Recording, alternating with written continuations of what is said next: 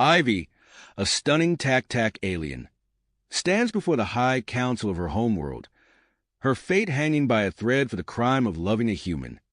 The council chamber buzzes with tension, filled with stern-faced tac-tac elders ready to pass judgment. In the front row, Ivy's family watches, their expressions a mixture of shame and disappointment. The head counselor's voice booms through the chamber.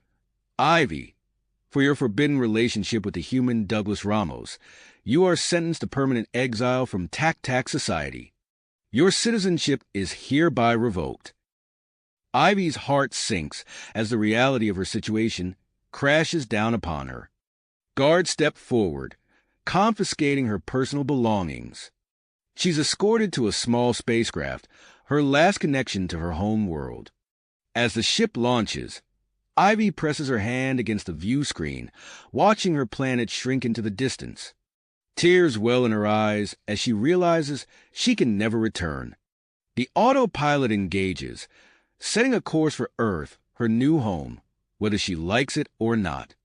Meanwhile, on Earth, Douglas Ramos paces anxiously in his remote research outpost. His eyes dart to the communication console every few seconds, hoping for news of Ivy's fate. Suddenly, an encrypted message flashes across the screen. Douglas's heart races as he decodes it, revealing a warning from a tac-tac sympathizer about Ivy's impending arrival and the potential dangers she'll face on Earth. Without hesitation, Douglas springs into action. He begins preparations to receive Ivy, fortifying his lab's defenses against both human and alien threats. He stocks up on supplies, readies medical equipment, and sets up early warning systems to detect any approaching vehicles or spacecraft. As Douglas works feverishly, Ivy's ship enters Earth's atmosphere. The craft shudders violently, encountering unexpected turbulence. Warning lights flash across the control panel as systems begin to malfunction. Ivy grips her seat, fear etched across her alien features as the ship plummets towards the ground. The craft crash lands in a remote area, the impact throwing Ivy from her seat. She lies unconscious amidst the wreckage, her alien physiology reacting poorly to Earth's unfamiliar environment. Douglas's monitoring systems blare to life, alerting him to the crash. He leaps into his all-terrain vehicle, the tires kicking up dust as he races towards the crash site. His knuckles turn white as he grips the steering wheel, knowing that every second counts. Arriving at the scene, Douglas spots Ivy's crumpled form among the twisted metal. He rushes to her side, his medical training kicking in as he assesses her injuries. Earth's atmosphere is already taking its toll on her alien body. With gentle urgency, Douglas administers emergency first aid using the specialized equipment he brought. He carefully loads Ivy into his vehicle, acutely aware that her survival depends on reaching his specially equipped lab. As they speed back towards the research outpost, Douglas's radar pings ominously. Multiple vehicles appear on the screen, closing in fast. His mind races. Are they government agents? Alien hunters? Or something even worse? Douglas pushes the accelerator to the floor, the chase beginning in earnest. He weaves through the rugged terrain, desperately trying to outmaneuver their pursuers while keeping Ivy stable in the back. The future of human-alien relations hangs in the balance, with Douglas's actions determining not only Ivy's fate, but potentially the course of interspecies diplomacy. As the sun sets on the horizon, casting long shadows across the landscape, Douglas knows one thing for certain.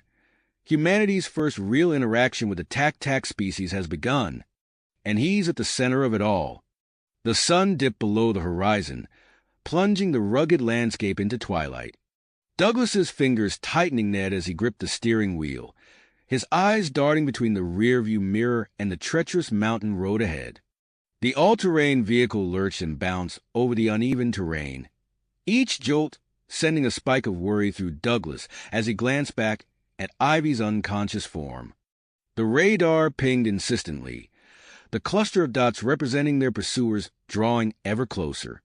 Douglas's mind raced, calculating their chances of reaching the outpost before being overtaken. He pushed the accelerator harder, the engine roaring in protest as they climbed a steep incline.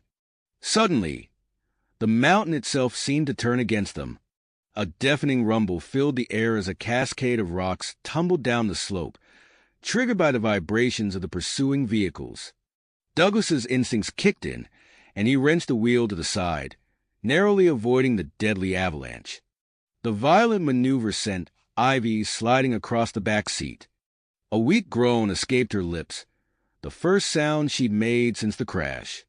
Douglas's heart leapt. She was waking up. "Ivy," he called out, unable to take his eyes off the treacherous road. "Can you hear me?" Another groan answered him, followed by a rasping sound. Douglas risked a quick glance back and saw Ivy's chest heaving, her violet skin taking on a sickly, pale hue.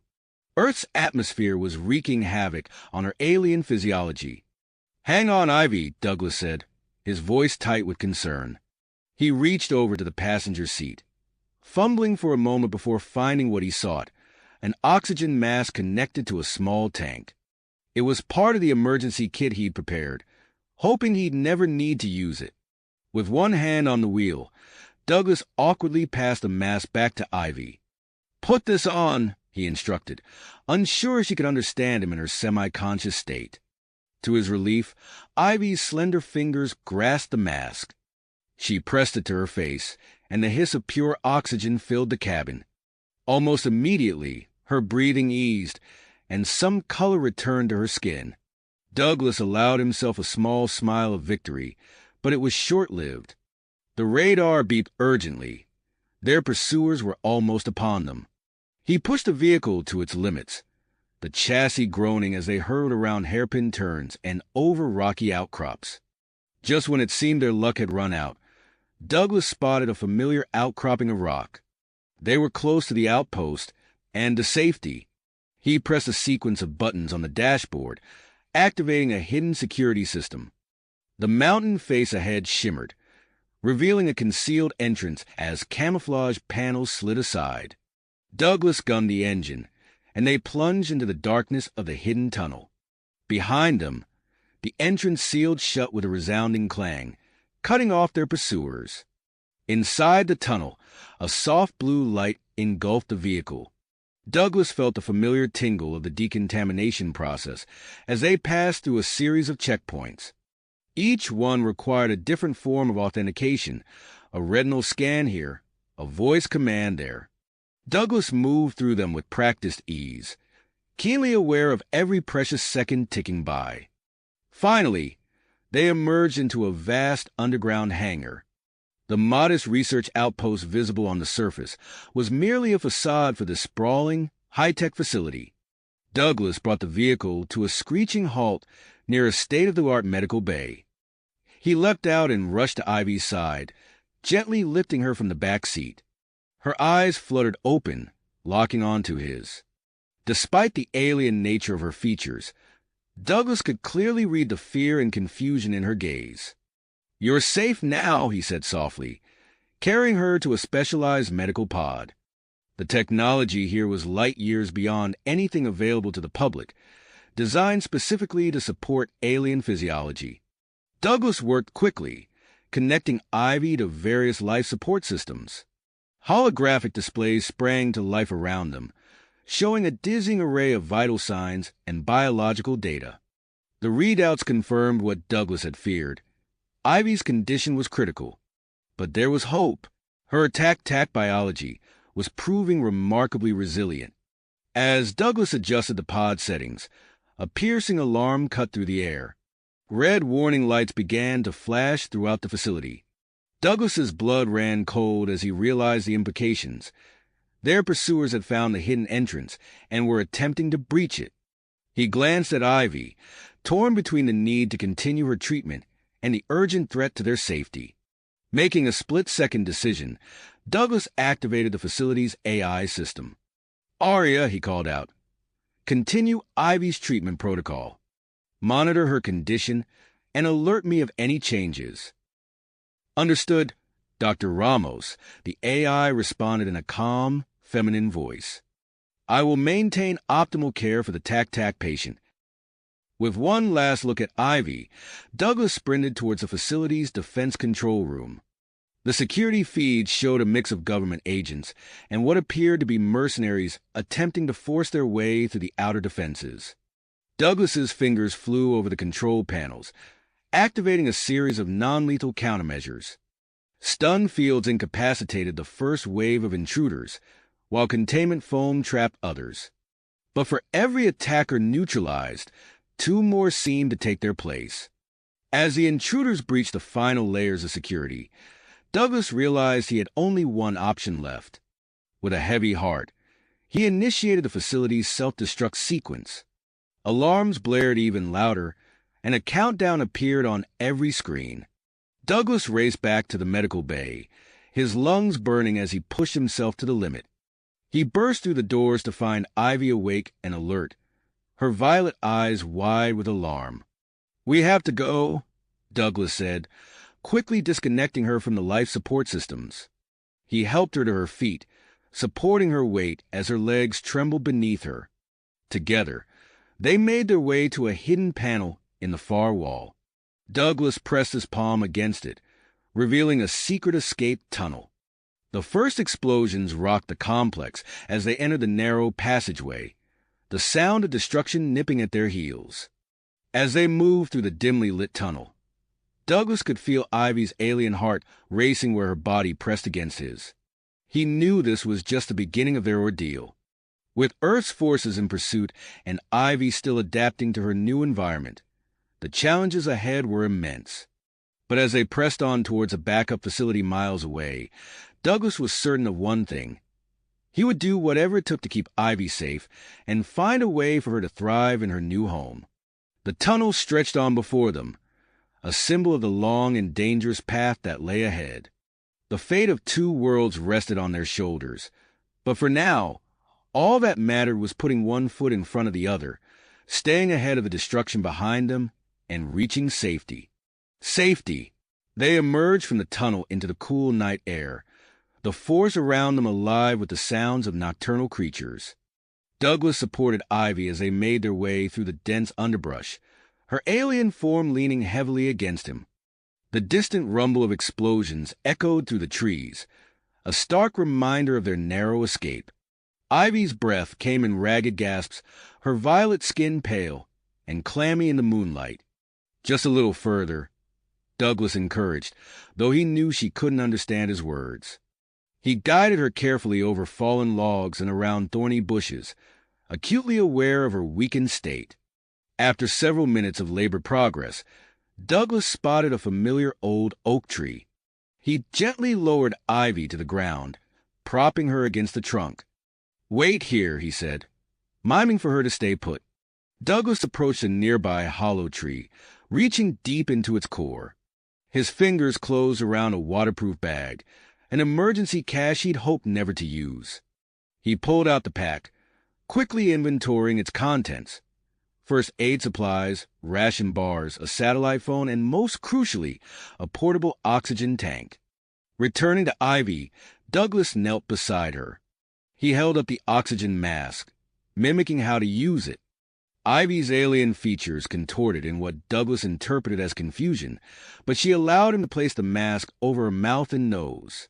As the pure oxygen flowed, the effect on Ivy was almost immediate. Her chest rose and fell more steadily, and some color returned to her skin. Douglas watched in fascination as her body seemed to ripple slightly, microscopic adjustments visible beneath her iridescent skin, as her alien physiology struggled to adapt to Earth's atmosphere. A sudden whir of helicopter blades cut through the night air. Douglas's head snapped up, eyes scanning the sky through the canopy of leaves. He quickly doused the small light he'd been using and pulled Ivy close, guiding her beneath the sprawling roots of a fallen giant sequoia. They lay there, bodies pressed together in the confined space, barely daring to breathe as the searchlight from the helicopter swept over the forest floor. In the close quarters, Douglas became acutely aware of Ivy's alien presence, the subtle, otherworldly scent of her skin, the strange texture of her flesh where it touched his own. Her violet eyes met his, wide with fear, but also filled with an intelligence that transcended their species' barrier. In that moment, a connection sparked between them, deep and profound. The helicopter passed, its sound fading into the distance. Douglas released a breath he hadn't realized he'd been holding. He helped Ivy out from their hiding spot, noting how she moved with slightly more strength now. They pressed on through the night, Douglas guiding them along barely visible game trails. They crossed a swift-moving stream, the icy water swirling around their ankles. Ivy stumbled on the slippery rocks, but Douglas caught her, supporting her weight as they made it to the other side. As the first hints of dawn lightened the eastern sky, they faced their greatest physical challenge yet, a steep, rocky incline. Douglas went first, testing each handhold before motioning for Ivy to follow. Despite her weakened state, she showed remarkable persistence, pushing through her obvious discomfort to scale the treacherous slope. Finally, as the sun crested the horizon, they reached their destination. What appeared to be an abandoned ranger station stood before them, weatherwood blending seamlessly with its surroundings. Douglas approached a section of the wall that looked no different from the rest, pressing his palm against a hidden sensor. A soft beep sounded, and a panel slid aside to reveal a high-tech security console. Douglas submitted to a series of biometric scans, retinal, fingerprint, and voice recognition. With each passing test, more hidden systems revealed themselves. At last, a final door opened, and Douglas ushered Ivy inside. The interior was a stark contrast to the rustic exterior. Gleaming metal surfaces housed cutting-edge technology, creating a compact but fully equipped safe house. Douglas immediately set to work, guiding Ivy to a medical pod that dominated one corner of the room. He hooked her up to various monitoring devices, then prepared a nutrient solution specifically designed for alien physiologies.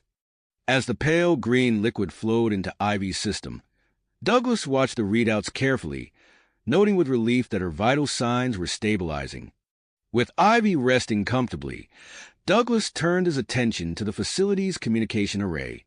He entered a series of complex codes, establishing secure connections with his most trusted contacts.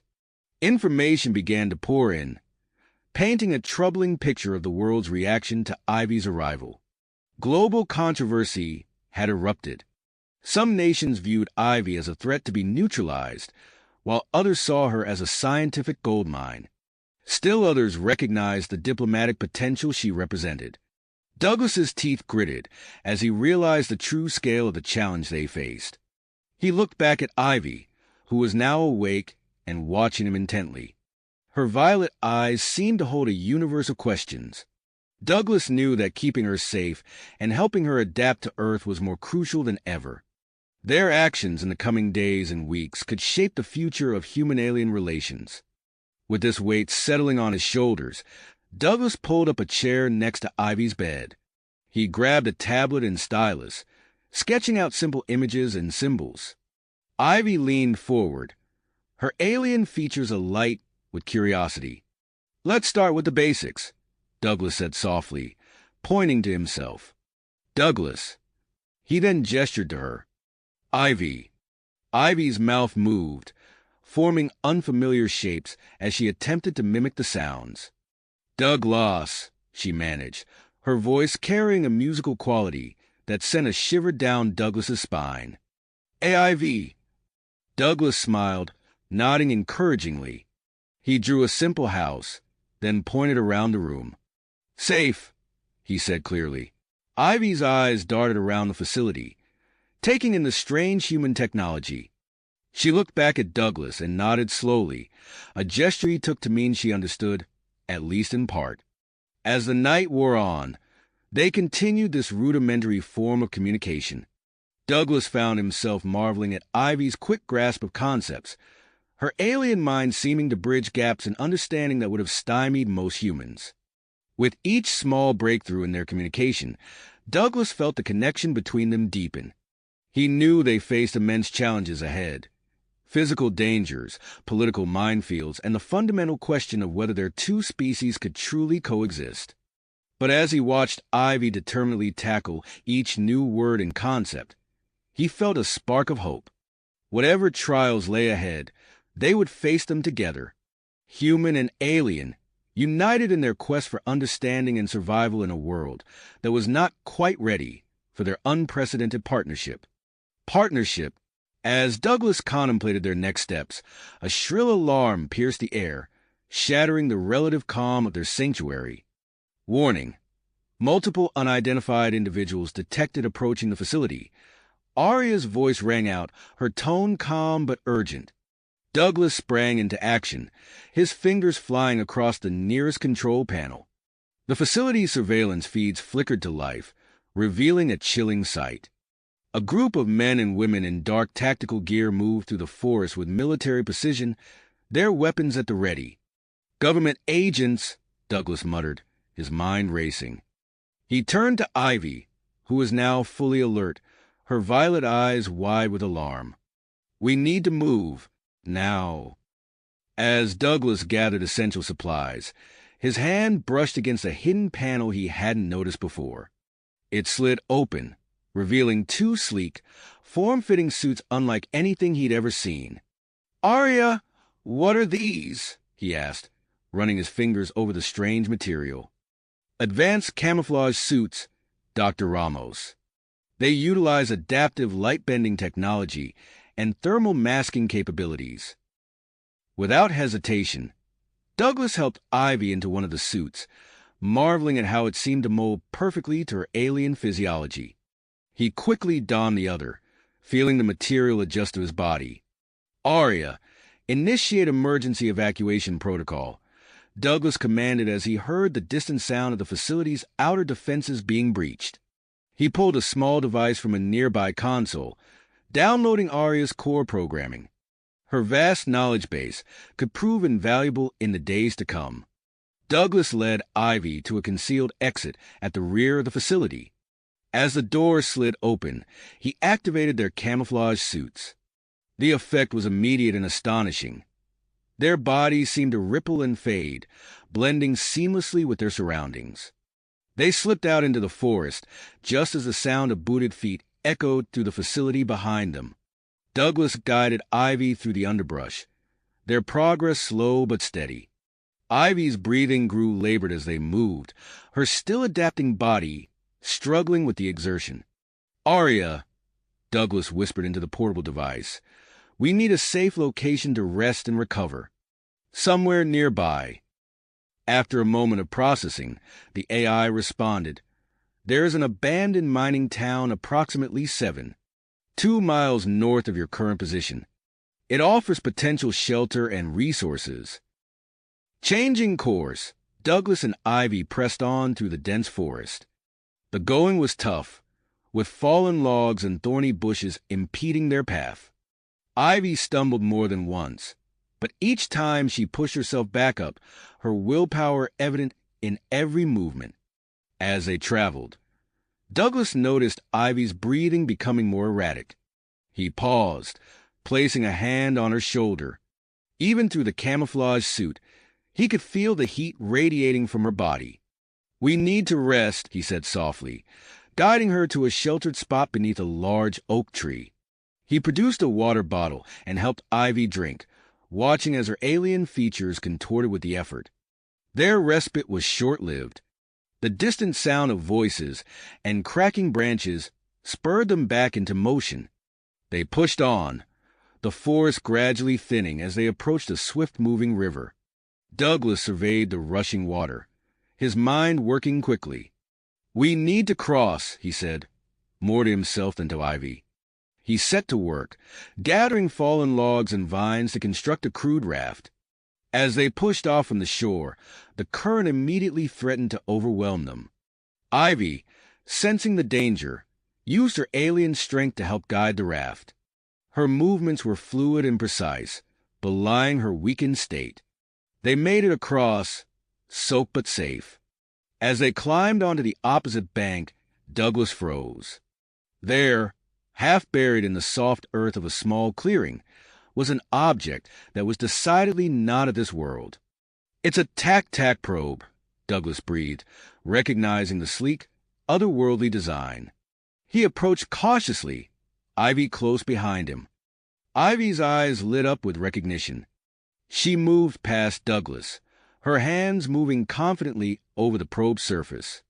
Suddenly, a holographic display sprang to life, bathing them in an ethereal blue light. Douglas watched in awe as streams of data flowed before them. It was clear that the TAC had been studying Earth for years, gathering information on human civilization, technology, and culture. As he absorbed this revelation, a particular set of data caught Douglas's eye. It detailed a human organization known as the Terran Isolationist Front, or TIF. This shadowy group, composed of high-ranking government officials and corporate leaders, was actively working to prevent any form of alien contact or cooperation. "This changes everything," Douglas muttered, the implications sending his palms sweating. He turned to Ivy, seeing the same mix of concern and dedication in her alien eyes. With renewed urgency, they continued their journey towards the mining town. As night fell, the dilapidated structures came into view, a ghost town frozen in time. Douglas identified a sturdy-looking building, an old foreman's office, and led Ivy inside. They worked quickly to secure the space, using salvage materials to create makeshift bedding and fortify the entrance. As Ivy rested, Douglas set about integrating components from the TAC probe into Aria's systems, enhancing her capabilities. Outside, the night was alive with the sounds of nocturnal creatures. But beneath that familiar chorus, Douglas's trained ear picked up something else, the faint but unmistakable sound of approaching vehicles. Vehicles! Douglas tensed, his hand instinctively reaching for Ivy. The distant rumble grew louder, accompanied by the crunch of tires on gravel. "Aria, what's our situation?" Douglas whispered, activating the portable device. Multiple vehicles approaching from the south. Based on their formation and speed, they appear to be a coordinated team, the AI responded. Douglas peered through a gap in the boarded-up windows, his heart racing as a convoy of black SUVs rolled into view. The vehicles bore no official markings, but their sleek design and tinted windows screamed covert operation. "Terran Isolationist Front," Douglas muttered, recognizing the telltale signs of the shadowy organization he'd learned about from the TAC probe. Ivy stirred beside him, her violet eyes wide with concern. Douglas turned to her, his voice low and urgent. "We need to move, now." They sprang into action, gathering their meager supplies with practiced efficiency. Douglas helped Ivy into her camouflage suit, noting how it seemed to mold even more seamlessly to her form than before. As he donned his own, he caught a glimpse of their reflection in a dusty mirror. Two shimmering outlines, barely visible against the decrepit interior of the foreman's office. With a final glance through the window, Douglas eased open a rusted door at the rear of the building. They slipped out into the cool morning air, their suits automatically adjusting to blend with their surroundings. The abandoned mining town stretched before them, a maze of dilapidated structures and overgrown paths. Douglas led the way, using the buildings as cover as they navigated through the eerie remnants of human industry. They had barely made it 100 yards when Ivy stumbled, her breath coming in ragged gasps. Douglas caught her, alarmed by the heat radiating from her skin even through the camouflage suit. Her usually vibrant skin had taken on a sickly pallor. "Hold on," he whispered, supporting her weight as they ducked behind a crumbling wall. "We'll find a safe place soon." As they paused to catch their breath, the sound of car doors slamming echoed through the town. Voices carried on the morning air, clipped, professional tones coordinating a search pattern. Douglas peered around the corner, his heart sinking as he saw TIF agents fanning out across the settlement. Their black tactical gear and high-tech weaponry stood in stark contrast to the rusty, abandoned surroundings. "We need to keep moving," Douglas urged, helping Ivy to her feet. They pressed on, weaving through the labyrinth of decaying buildings. Every step was a calculated risk, balancing the need for speed against the danger of detection. Twice, they froze in place as TIF agents passed within arm's reach, their camouflage suits barely concealing them in the growing light of dawn. As they rounded a corner, Douglas collided with a solid form. He found himself face to face with a startled TIF agent, the man's hand already reaching for his weapon. Without thinking, Douglas tackled the agent, using his knowledge of human anatomy to target pressure points. They grappled silently, each aware that a sound could bring reinforcements. Just as the agent began to overpower him, Ivy appeared at Douglas's side. With surprising strength, she helped subdue the man, her alien muscles rippling beneath her camouflage suit. Together, they dragged the unconscious agent into a nearby shed, using frayed rope to secure him. Douglas placed a hand on Ivy's shoulder, a silent gesture of gratitude and concern. She nodded in understanding, her breathing still labored but her eyes bright with purpose. As they emerged from the shed, a shout rang out across the town. Over there, movement by the old processing plant. "Run!" Douglas hissed, grabbing Ivy's hand. They sprinted across an open area, their camouflage suits barely keeping up with the rapid change in surroundings. The tree line loomed ahead, promising cover and a chance at escape. Gunshots cracked the air, bullets whizzing past them as they dove into the underbrush. Douglas pulled Ivy close, his heart pounding as they scrambled deeper into the forest. The sounds of pursuit grew closer. Crashing footsteps, barked orders, and the ominous whine of drones overhead. "We can't outrun them forever," Douglas panted, his mind racing. Then he saw it, a steep ravine cutting through the forest ahead, a ribbon of white water visible at its base. He guided Ivy to the edge, the roar of the river filling their ears. Her eyes widened as she realized his plan, a mix of fear and trust playing across her alien features. "Do you trust me?" Douglas asked, his voice barely audible above the rushing water. Ivy nodded, her hand tightening in his. Without further hesitation, Douglas wrapped his arms around her and leaped. For a heart-stopping moment, they were suspended in freefall, the world reduced to a blur of green and blue. Then they plunged into the icy torrent below, the current instantly sweeping them downstream and away from their pursuers. The river tossed them mercilessly, its twists and turns carrying them deeper into uncharted wilderness. Douglas fought to keep their heads above water, his muscles screaming with the effort. Ivy clung to him, her alien physiology struggling against the cold and the unfamiliar sensation of submersion. After what felt like hours, but was likely only minutes, Douglas spotted a calmer stretch of water ahead. With the last of his strength, he guided them towards the shore. They dragged themselves onto the rocky bank, coughing and gasping for air. As they lay there, catching their breath, Douglas noticed something extraordinary. Ivy's skin, which had been alarmingly pale earlier, now seemed to pulse with a newfound vitality. Her breathing, while still labored, had a different quality to it, more rhythmic, more human. "Ivy," he said, his voice hoarse. "How do you feel?" She turned to him, her violet eyes bright with a mix of exhaustion and exhilaration. "Different," she managed, her alien vocal cords forming the English word with surprising clarity. Douglas stared in amazement. The extreme stress of their escape, combined with the shock of the cold water, appeared to have triggered some kind of rapid adaptation in Ivy's alien physiology.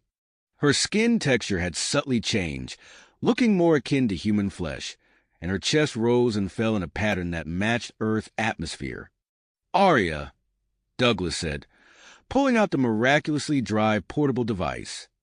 "We need a safe location, somewhere nearby, but off the grid." After a moment of processing, the AI responded. "There is an abandoned research station approximately 10 miles north of your current position.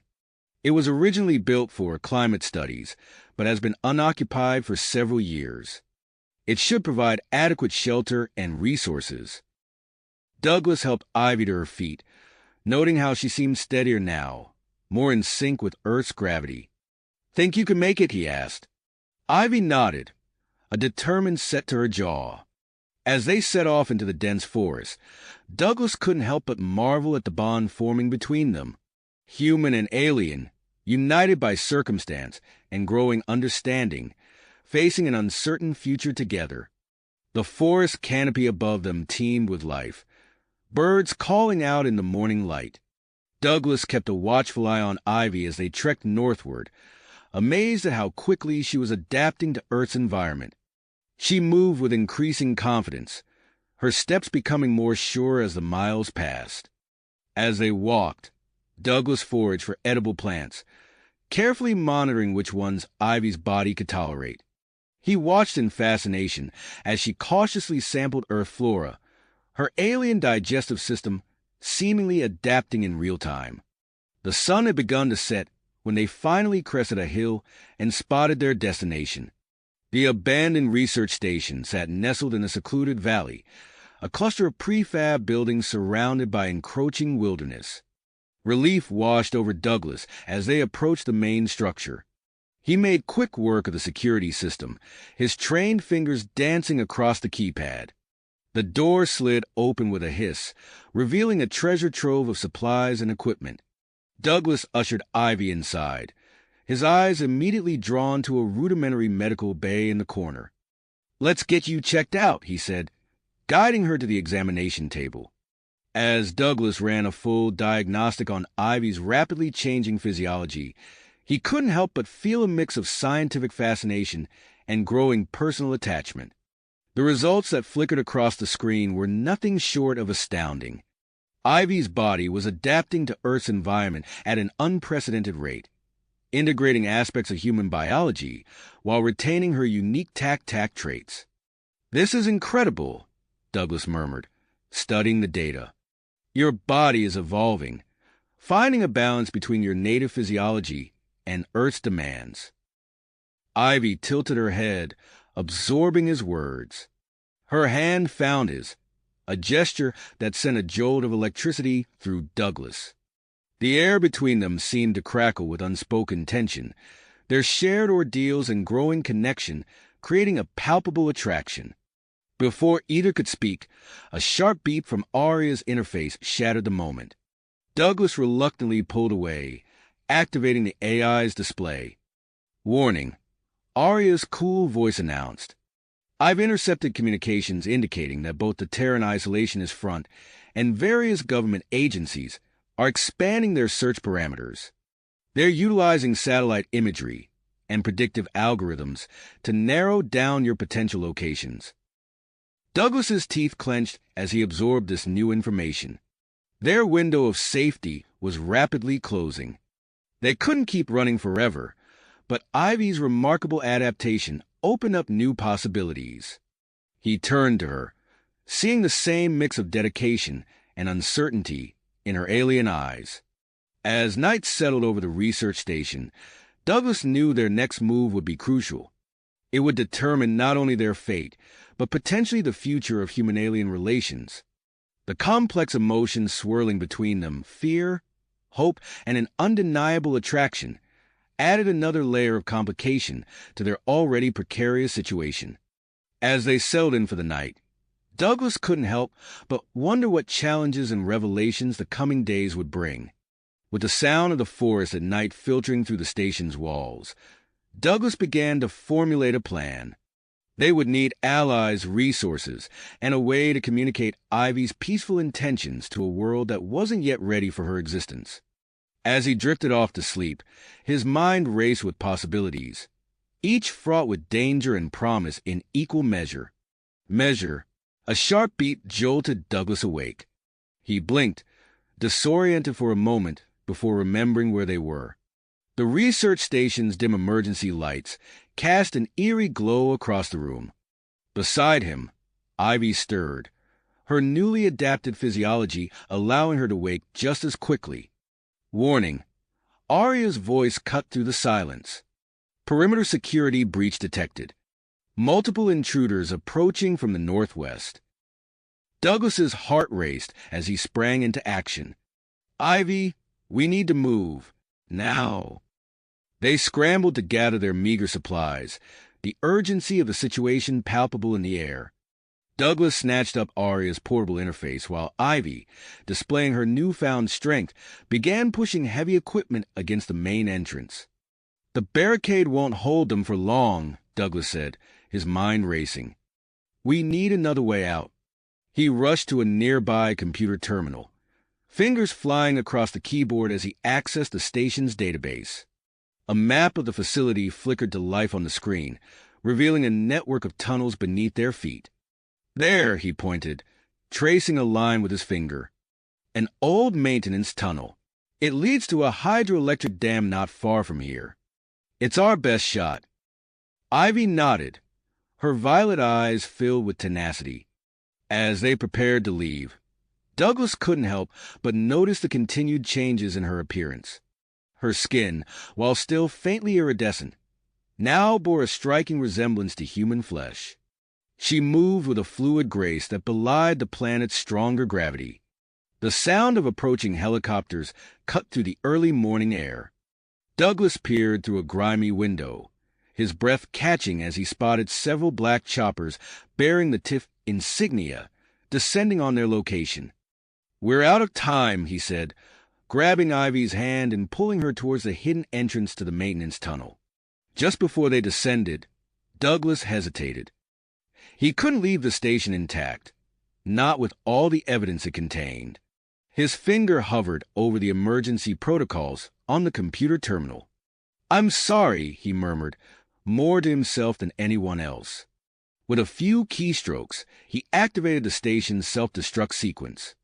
A countdown appeared on the screen, giving them precious minutes to escape before the entire facility would be reduced to rubble. They plunged into the tunnel, the muffled sound of explosions echoing behind them as they raced through the narrow passageway. The space was claustrophobic, barely wide enough for them to move single file. Dim emergency lights flickered to life as they passed, casting long shadows on the curved walls. The air grew thick and damp as they descended deeper into the earth. Douglas led the way, his breath coming in ragged gasps as they navigated the treacherous path. Behind him, Ivy moved with surprising agility, her enhanced physiology allowing her to adapt quickly to the challenging terrain.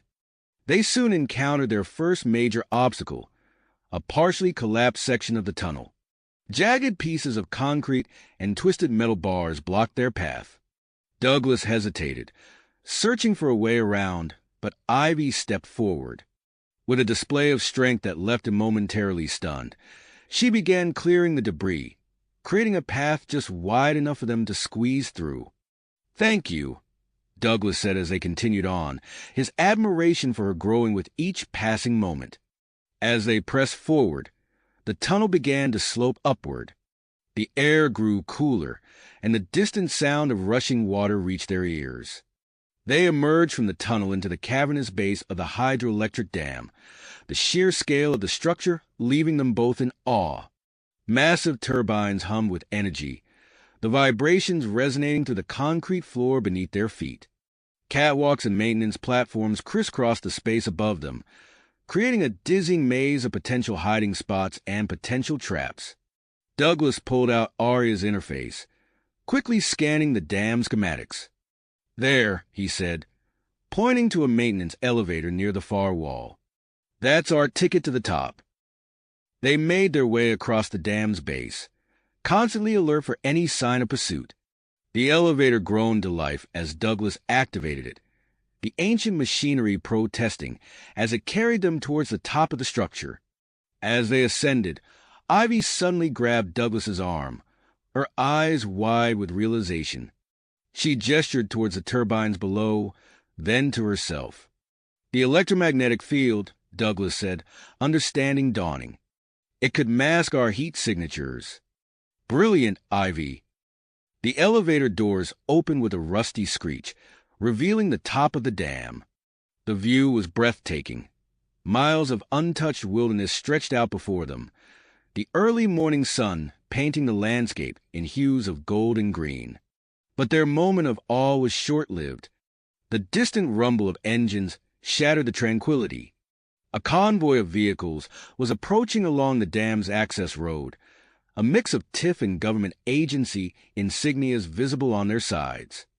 "We're running out of options," Douglas muttered, his mind racing. His eyes fell on the dam spillway, a controlled waterfall used to release excess water. A desperate plan began to form. He turned to Ivy, explaining his idea rapidly. Her eyes widened at the audacity of the plan, but she nodded her agreement. Their bond, forged through danger and shared experiences, had grown strong enough for her to trust him implicitly. As they prepared for their daring escape, Douglas spotted a maintenance shed nearby. Inside, they found protective gear designed for dam workers: helmets, impact-resistant suits, and waterproof boots. They donned the equipment quickly, knowing it could mean the difference between life and death in the churning waters below. The first vehicles were pulling up to the dam as Douglas and Ivy made their way to the spillway's edge. TIF agents poured out, their shouts carried away by the roar of the cascading water. Douglas looked at Ivy, her alien features barely visible beneath the protective gear. She met his gaze, a mix of fear and persistence in her eyes. Without a word, they clasped hands, their fingers intertwining in a gesture that bridged the gap between their species. Together, they leaped into the thundering torrent of the spillway. The world became a chaotic blur of water and mist as they plummeted downward, the protective gear absorbing the worst of the impact as they hit the river below. Submerged and disoriented, they clung to each other as the powerful current swept them downstream. When they finally broke the surface, gasping for air, the dam was already receding into the distance behind them. As they struggled to stay afloat in the turbulent river, Douglas and Ivy exchanged a look of shared triumph and uncertainty. They had escaped once again, but for how long? The relentless pursuit, the growing connection between them, and the fate of human-alien relations all hung in the balance as the river carried them deeper into the unknown wilderness. The roaring current swept Douglas and Ivy downstream, their bodies battered by the churning waters. Clinging to each other, they struggled against the river's relentless pull. As the dam receded into the distance, Douglas spotted a calmer stretch ahead. "Ivy!" he shouted over the rush of water. "We need to get to the shore." With powerful strokes, they angled themselves toward the riverbank. The current fought them every inch of the way, but their dedication proved stronger. Finally, their feet touched the rocky bottom, and they dragged themselves onto the shore, collapsing onto the pebbled surface. For several minutes, they lay there, chests heaving as they gulped in air. Douglas pushed himself up on his elbows, taking stock of their surroundings. Dense forest stretched in every direction, the trees casting long shadows in the early morning light. "Are you all right?" he asked, turning to Ivy. His breath caught in his throat as he looked at her. The alien woman's appearance had undergone a startling transformation.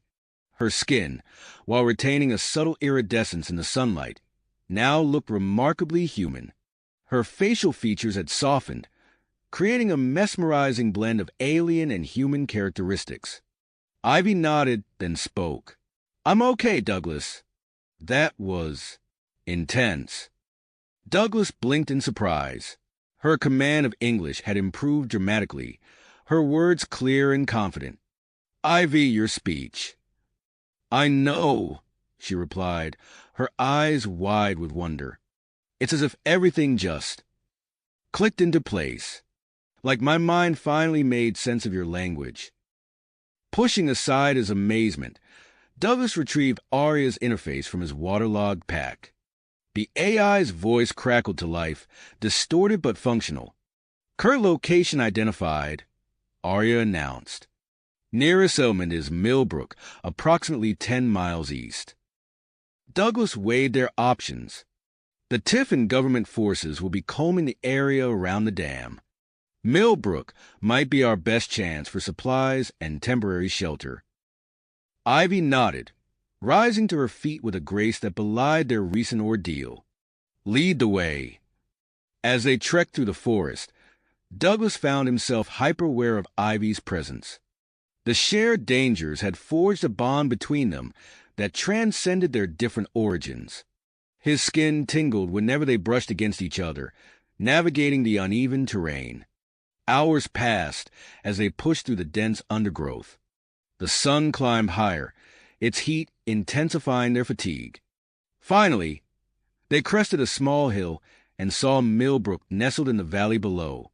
"We can't just walk into town looking like this," Douglas said, gesturing to their torn and soaked protective gear. His eyes fell on a nearby farmhouse, where clotheslines sagged under the weight of drying garments. "We need to blend in." With reluctance, they approached the house. Douglas quickly grabbed a pair of jeans and a flannel shirt for himself, and a sundress for Ivy. "I'm sorry," he murmured. "We'll find a way to repay them." Dressed in their ill-fitting but unremarkable clothes, they made their way into Millbrook. The town's single main street was lined with weathered buildings, their paint peeling in the summer heat. A faded sign above a storefront read, "Miller's General Store." "Let's see if we can get some food and first aid supplies," Douglas suggested. As they entered the store, a bell above the door announced their presence. An elderly man behind the counter eyed them suspiciously, his gnarled hands gripping the edge of the worn wooden surface. Before Douglas could speak, a young man with tousled hair and an eager expression stepped forward. "Uncle Mike, these are friends of mine from out of town. I told you they were coming to visit, remember?" The old shopkeeper grunted, his suspicion not entirely dispelled but somewhat mollified. The young man turned to Douglas and Ivy, extending his hand. "I'm Jake. You look like you could use a friend." Douglas shook Jake's hand, grateful for the unexpected assistance. "I'm Douglas, and this is Ivy. We appreciate the help." As they gathered supplies, Jake spoke in a low voice. "I could tell you weren't from around here. Millbrook isn't exactly welcoming to outsiders. But don't worry, I've got your back." Jake led them to his house on the outskirts of town, a small, cluttered building filled with books and strange artifacts. Posters depicting UFOs and conspiracy theories covered the walls. "Make yourselves at home," Jake said, gesturing to a worn couch. "My folks passed a few years back, so it's just me here now." As Jake bustled about, preparing some food, Douglas examined the books lining the shelves. Many dealt with extraterrestrial theories and government cover-ups. An idea began to form in his mind. "Jake," he called out, "what do you know about the Terran Isolationist Front?" Jake's eyes lit up. "Tiff? Oh man, they're bad news. I've been tracking their activities for years." "Why do you ask?" Douglas exchanged a look with Ivy, weighing how much to reveal. Before he could respond, Arya's interface beeped urgently. "Warning," the AI announced. "Increased chatter detected on secure government channels. Search parameters have been updated to include Millbrook and surrounding areas." Jake's eyes widened. "Who?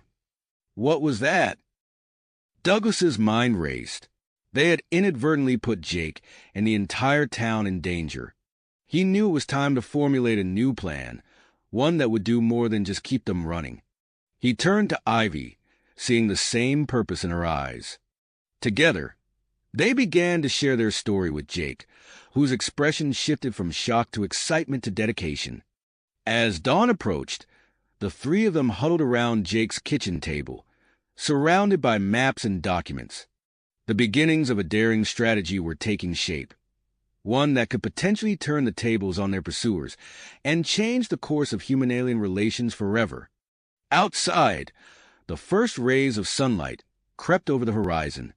Douglas knew that the coming day would test not only their survival skills, but also the depth of their commitment to each other and their cause. With Ivy by his side, her transformation nearly complete, and their bond stronger than ever, he felt ready to face whatever challenges lay ahead. With renewed drive, Douglas turned to Jake and Ivy. "We need to move quickly," he said, his voice low and urgent. "Our window of opportunity is closing fast." Jake nodded, his earlier excitement now tempered with a serious drive. "I've got a pickup truck out back. It's not much, but it'll get us where we need to go." As they hurried to gather supplies, Douglas's mind raced through their options. He knew they couldn't stay in Millbrook. The risk was too great. As if reading his thoughts, Arya's interface crackled to life. "Douglas, I've detected increased chatter on secure government channels. They're expanding their search to include Millbrook and the surrounding areas." Douglas's eyes sharp. "We need to throw them off our trail." "Arya, can you access local communication networks?" "Affirmative," the AI responded. "Good. Plant false information about our whereabouts. Make it convincing." As Arya worked its digital magic, Jake emerged from a back room, his arms laden with maps, food, and first aid supplies. "I've got something that might help," he said, spreading out a detailed topographical map on the kitchen table. "There's a series of abandoned silver mines in the mountains, about an hour's drive from here. They're off the grid and easy to defend." Douglas studied the map, his eyes tracing the winding roads leading into the rugged terrain. "It's perfect. We can set up a temporary base there and plan our next move." Ivy, who had been quiet during their frantic preparations, suddenly gasped. Douglas turned to her, concern etched on his face. Her skin shimmered briefly, the last vestiges of her alien physiology adapting to Earth's environment. "I'm okay," she assured him, her voice stronger and clearer than ever. "It's like my body is finally in sync with this world." There was no time to marvel at Ivy's continuing transformation. They loaded Jake's pickup truck and slipped out of Millbrook as the first rays of dawn painted the sky. Douglas took the wheel, with Ivy beside him and Jake in the back, keeping watch for any signs of pursuit. The truck bounced along winding mountain roads, the rusted suspension creaking in protest. Douglas's knuckles were white on the steering wheel, his eyes constantly darting to the rear-view mirror. Beside him, Ivy's gaze was fixed on the landscape rushing by, her expression a mix of wonder and apprehension. "How are you holding up?" Douglas asked, stealing a glance at her. Ivy turned to him, a small smile playing on her lips. "It's strange. I feel more solid, somehow, like I'm truly part of this world now." Their eyes met briefly, and Douglas felt a surge of emotion that caught him off guard. He quickly looked back to the road, his heart racing for more than just their precarious situation. By midday, they reached the entrance to the old silver mines. The area was a maze of overgrown paths and half-collapsed structures, nature reclaiming what humans had abandoned. Douglas pulled the truck into a natural alcove, concealing it from view. "We should do a quick survey before setting up," he said as they climbed out of the vehicle. "Jake, you and Ivy check the perimeter. I'll assess the structural integrity of the main tunnels." As Jake and Ivy disappeared into the underbrush, Douglas entered the yawning mouth of the mine.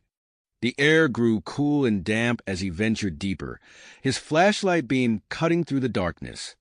Years of scientific training kicked in as he examined the support beams and rock formations, identifying the safest areas for their base of operations.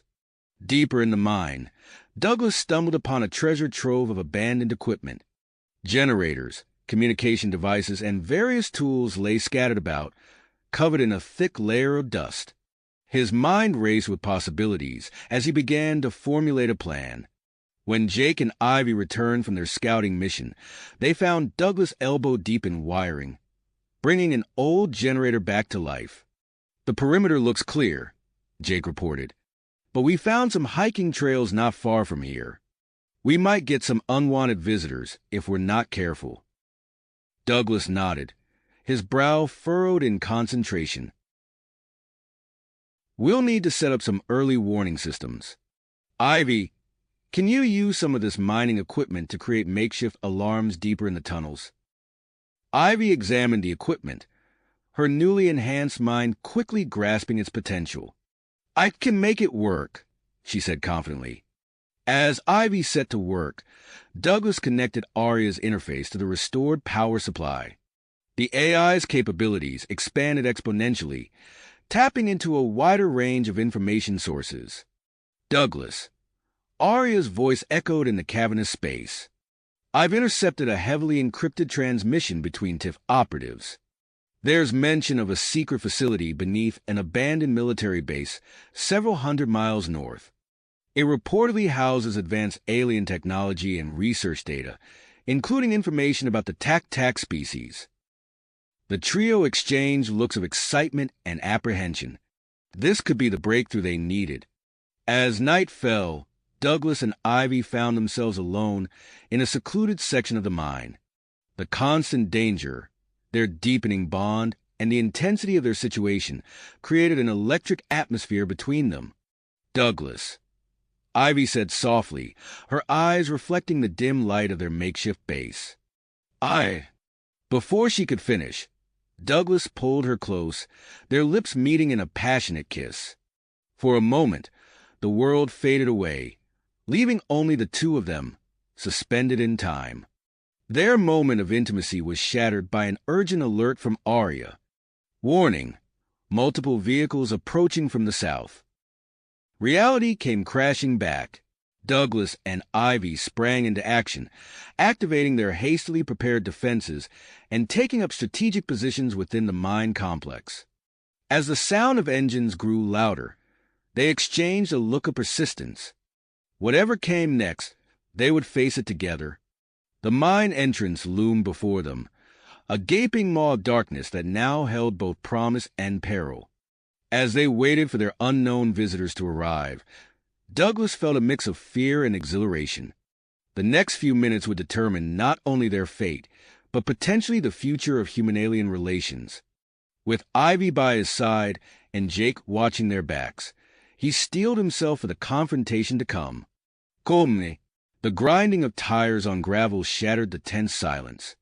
Douglas pressed himself against the rough tunnel wall, his heart pounding.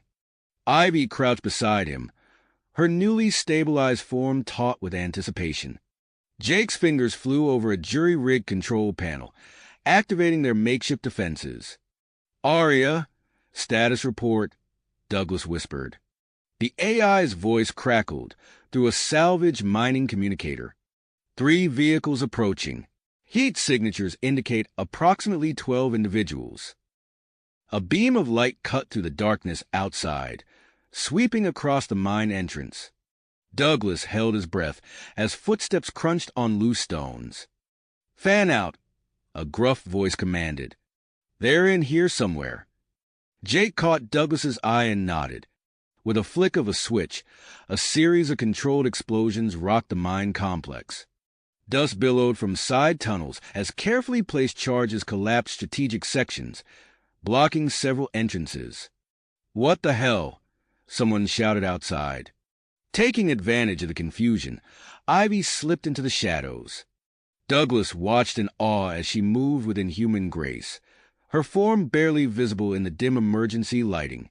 She reappeared moments later, nodding to indicate success. Their comms are down, she whispered. Jake gestured urgently toward a narrow passage. This way. There's a vertical shaft that leads to the upper levels. They scrambled through the tight opening, the sounds of the TIF operatives growing fainter. The shaft loomed before them, a rusted ladder disappearing into darkness above. I'll go first, Douglas said, gripping the corroded rungs. As they climbed, the metallic tang of old mine workings filled their nostrils. Douglas's arms burned with the effort, but he pushed on, knowing their pursuers wouldn't be far behind. They emerged into a dusty chamber littered with abandoned equipment. Jake rushed to a heavy metal door, straining to push it closed behind them. Help me seal this, he grunted. Together, they managed to wedge the door shut with a length of broken timber. It wouldn't hold for long, but it might buy them precious minutes. Douglas scanned the room, his eyes falling on an ancient radio setup in the corner. Look, he said, moving toward it. This might be our ticket out of here. His fingers danced over the controls, adjusting dials and replacing corroded wires. The radio crackled to life, emitting bursts of static. "I think I can modify this to intercept TIFF transmissions," Douglas murmured, his brow furrowed in concentration. Ivy stood guard by the sealed door, her enhanced hearing picking up the faint sounds of their pursuers. Jake rummaged through old lockers, searching for anything useful. After several tense minutes, a garbled voice filtered through the static. "Converge on location. Full strike team. 2 hours." Douglas's stomach dropped. "We're running out of time." Jake emerged from a storage closet, his arms full of dusty packages. "I found some old mining explosives. Maybe we can use these?" A plan began to form in Douglas's mind. "Ivy, how quickly can you set up a series of controlled detonations throughout this level?" Her eyes gleamed with understanding. "Give me 10 minutes." As Ivy worked, Douglas and Jake gathered what supplies they could. The pounding on the sealed door grew more insistent. "Ready," Ivy announced, her voice steady. Douglas nodded grimly. "Let's move." They slipped into a narrow ventilation shaft, the first explosion rocking the mine complex as they crawled. The shouts of confusion from the TIFF operatives echoed through the tunnels. Emerging onto the mountainside, they blinked in the harsh sunlight. A cluster of unmarked vehicles sat in a clearing below. "There," Jake pointed. "We can use one of those to escape." They scrambled down the slope, adrenaline masking their fatigue. Jake made quick work of the SUV's security system, the engine roaring to life. As Douglas slid behind the wheel, the mine entrance erupted in a cloud of dust and debris. Alarms blared and shouts of panic filled the air. "Hold on," he warned, slamming the accelerator. The SUV fishtailed on the loose gravel before finding purchase. They sped away from the chaos, the mountain falling behind them. Douglas's mind raced as he navigated the winding mountain roads. He glanced at Ivy, marveling at her transformed appearance. Her features now blended human and tac-tac characteristics seamlessly, exotic yet able to pass as human at first glance. Their eyes met briefly, the intensity of their earlier intimate moments still palpable between them. But there was no time to dwell on it now. Jake's voice cut through the tension. "I'm picking up chatter on the police bands. They're setting up roadblocks on all major highways." "Any alternatives?" Douglas asked, his squeezing hard on the steering wheel. Jake consulted a crumpled map. "There's a network of old logging roads and deer trails. It'll be slower going, but we might be able to slip past their net." As they drove through the night, Ivy's final physiological changes stabilized. Douglas could sense the deepening connection between them, transcending the physical. Dawn was breaking as they approached a small, isolated gas station. The fuel gauge hovered dangerously close to empty. "We need to risk it," Douglas decided, pulling up to the pump. As he began refueling, Ivy entered the station's convenience store. Her heart raced as she approached the sleepy-eyed cashier, praying her new appearance wouldn't raise suspicion. She was paying for supplies when a breaking news alert flashed across the store's television. Grainy footage of her and Douglas filled the screen, labeled as dangerous fugitives. The cashier's eyes widened in recognition, his hand reaching for the phone. In a fluid motion, Ivy disconnected the line and plucked the cell phone from his grasp. "Please," she said, her voice calm but urgent. "It's not what you think. We're not the enemies here." The door chimed as Jake entered, launching into an impassioned speech about government cover-ups and alien conspiracies. The cashier's expression shifted from fear to confusion to cautious belief. As they hurried back to the SUV, Douglas knew their window of anonymity had closed. With their faces now public, the race to the TIFF facility had become even more perilous. They pulled back onto the road, the stolen vehicle now both their lifeline and a blaring beacon to their pursuers. Douglas gripped the steering wheel, his teeth clenched. Their next moves would be critical, not just for their own survival, but for the future of human-alien relations. The SUV ate up the miles as they drove north, the landscape changing from mountains to rolling hills. But with every passing moment, Douglas knew the net was tightening around them. They would need every ounce of skill, luck, and the bond between them to survive what lay ahead. Ahead, as they rounded a bend in the mountain road, Douglas's blood ran cold. A makeshift roadblock loomed ahead, TIF agents swarming around a cluster of vehicles. "Hold on," he shouted, wrenching the steering wheel to the right. The SUV lurched off the road, tires spinning on loose gravel. For a heart-stopping moment, Douglas thought he'd regained control. Then the front wheels hit empty air. Time seemed to slow as they plummeted down the steep embankment. Tree branches whipped past the windows, metal screaming as it tore against rock and wood.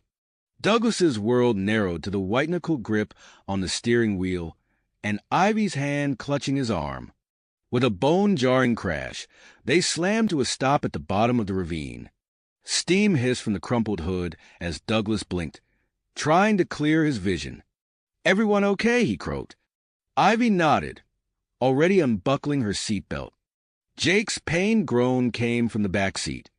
"My leg," he gasped. "I think it's broken." They scrambled out of the wrecked SUV, Douglas and Ivy supporting Jake between them. The sound of shouts from above spurred them into the dense forest. "We need to keep moving," Ivy urged, her enhanced hearing picking up the commotion of the search parties. They stumbled through the underbrush, Jake's labored breathing punctuating each step. After a few hundred yards, Douglas called for a halt. "We need to do something about that leg," he said, eyeing Jake's swollen ankle. Working quickly, they fashioned a crude splint from fallen branches and strips torn from Douglas's shirt. Jake hissed in pain as they tightened the makeshift brace. "It'll have to do," Douglas said grimly. "Can you walk?" Jake nodded, his face pale but determined. They pressed on, Ivy taking point. Her newly heightened senses proved invaluable, allowing her to guide them away from the search parties closing in from multiple directions. As the sun began to set, exhaustion and hunger took their toll. Jake's pace had slowed to a painful shuffle, and even Douglas felt his strength flagging. "Wait," Ivy whispered suddenly, holding up a hand. She cocked her head, listening intently. "There's a structure nearby. This way." They pushed through a dense thicket, emerging into a small clearing. A weathered cabin stood before them, wisps of smoke curling from its chimney. Douglas approached cautiously, gesturing for the others to stay back. He raised his hand to knock when the door swung open, revealing a grizzled old man with a shotgun leveled at Douglas's chest. "Who the hell are you?" the man growled. Douglas raised his hand slowly. "Please, we need help. My friend is injured." The old man's eyes narrowed, sweeping over the bedraggled trio. His gaze lingered on Ivy, recognition dawning on his weathered features. "You're them fugitives from the news," he said, lowering the shotgun slightly. "It's not what you think," Ivy said, stepping forward. "We're not the enemies here." The old man studied them for a long moment before sighing heavily. "Name's Gus. Get inside before someone sees you." Once inside the cramped cabin, Gus helped Jake onto a worn sofa. As he examined Jake's makeshift splint, Douglas and Ivy exchanged wary glances. "You used to work at the military base," Gus said suddenly, his eyes never leaving Jake's leg. "The one they closed down a few years back." Douglas tensed. "How did you know that?" Gus snorted. "I may be old, but I ain't stupid. Worked there myself as a janitor for nigh on 30 years. Saw plenty of things I wasn't supposed to." He fixed Douglas with a penetrating stare. "Things that'd make most folks think I was crazy if I told him." Ivy leaned forward. "What kind of things?" Gus shook his head. "Not important now. What matters is that base ain't as abandoned as they want folks to think." He crossed to a battered desk, pulling out a stack of hand-drawn maps. "If you're looking to get in there, you're going to need these." Douglas's eyes widened as he examined the crude but detailed schematics. "This is incredible. But why help us?" "Let's just say I got no love for the folks running things these days," Gus replied cryptically. "Now, you two get some rest. Tomorrow's going to be a long day." As night fell, Douglas found himself unable to sleep. He stepped outside, breathing in the cool mountain air. Soft footsteps announced Ivy's approach. "Couldn't sleep either?" she asked softly. Douglas shook his head. They stood in silence for a moment, the weight of their mission pressing down on them. "Ivy," Douglas began, turning to face her. The moonlight cast ethereal shadows across her transformed features. "I know this isn't the best time, but—" Ivy closed the distance between them, her lips meeting his in a gentle kiss. When they parted, her eyes shimmered with emotion. "Whatever happens tomorrow," she whispered, "I'm glad we're facing it together." Dawn broke, painting the sky in hues of pink and gold. Gus provided them with old work uniforms and a beat-up truck, offering to drive Jake to a nearby town for proper medical attention. As they prepared to leave, Jake pressed several small devices into Douglas's hand. "Signal jammers," he explained. "Should help you get past their security systems." With a final nod of thanks to Gus, Douglas and Ivy set out towards the military base. The winding mountain roads eventually gave way to a nondescript access road, a high chain-link fence visible in the distance. "There," Ivy whispered, pointing to a small maintenance gate partially obscured by overgrown vegetation. Douglas activated one of Jake's jammers, creating a brief window in the electronic surveillance. They slipped through the fence, hearts pounding as they approached a weather-beaten door set into the hillside. Douglas's fingers flew over the keypad, bypassing the lock with practiced ease. The door slid open with a soft hiss, revealing a dimly lit corridor beyond. They shared a determined look before stepping into the unknown depths of the TIFF facility. The door ceiling shut behind them with finality. A final, ominous thud. The dim emergency lighting cast eerie shadows as Douglas and Ivy crept forward, every sense on high alert. They navigated the maze-like corridors, referring to Gus's crude maps. The facility seemed deserted, but Douglas couldn't shake the feeling they were walking into a trap. "There," Ivy whispered, pointing to a reinforced door. "That matches the description of the main data hub." Douglas nodded, pulling out one of Jake's signal jammers. He activated it, hoping it would buy them a few precious moments to access the system. The door slid open with a soft hiss. Banks of servers and holographic displays filled the room, pulsing with an otherworldly glow. Douglas's fingers flew across the nearest console, initiating the data transfer. "How long?" Ivy asked, keeping watch at the door. 2 minutes, Douglas replied, his eyes never leaving the screen. The progress bar crept forward agonizingly slowly. Suddenly, alarms blared to life, red lights flashing throughout the facility. "They've detected us," Ivy said, her voice tight with tension. Douglas cursed under his breath, willing the transfer to move faster. The sound of boots pounding on metal flooring echoed through the corridors. "Douglas," Ivy warned, her enhanced hearing picking up the approaching security team. "Almost there," he muttered, sweat beading on his forehead. The transfer completed with seconds to spare. Douglas yanked the drive free just as the first shouts of TIFF operatives reached their ears. "We're cut off," Ivy said, scanning the room desperately for an escape route. Douglas's eyes landed on a sleek, cylindrical device in the corner. Recognition dawned on him.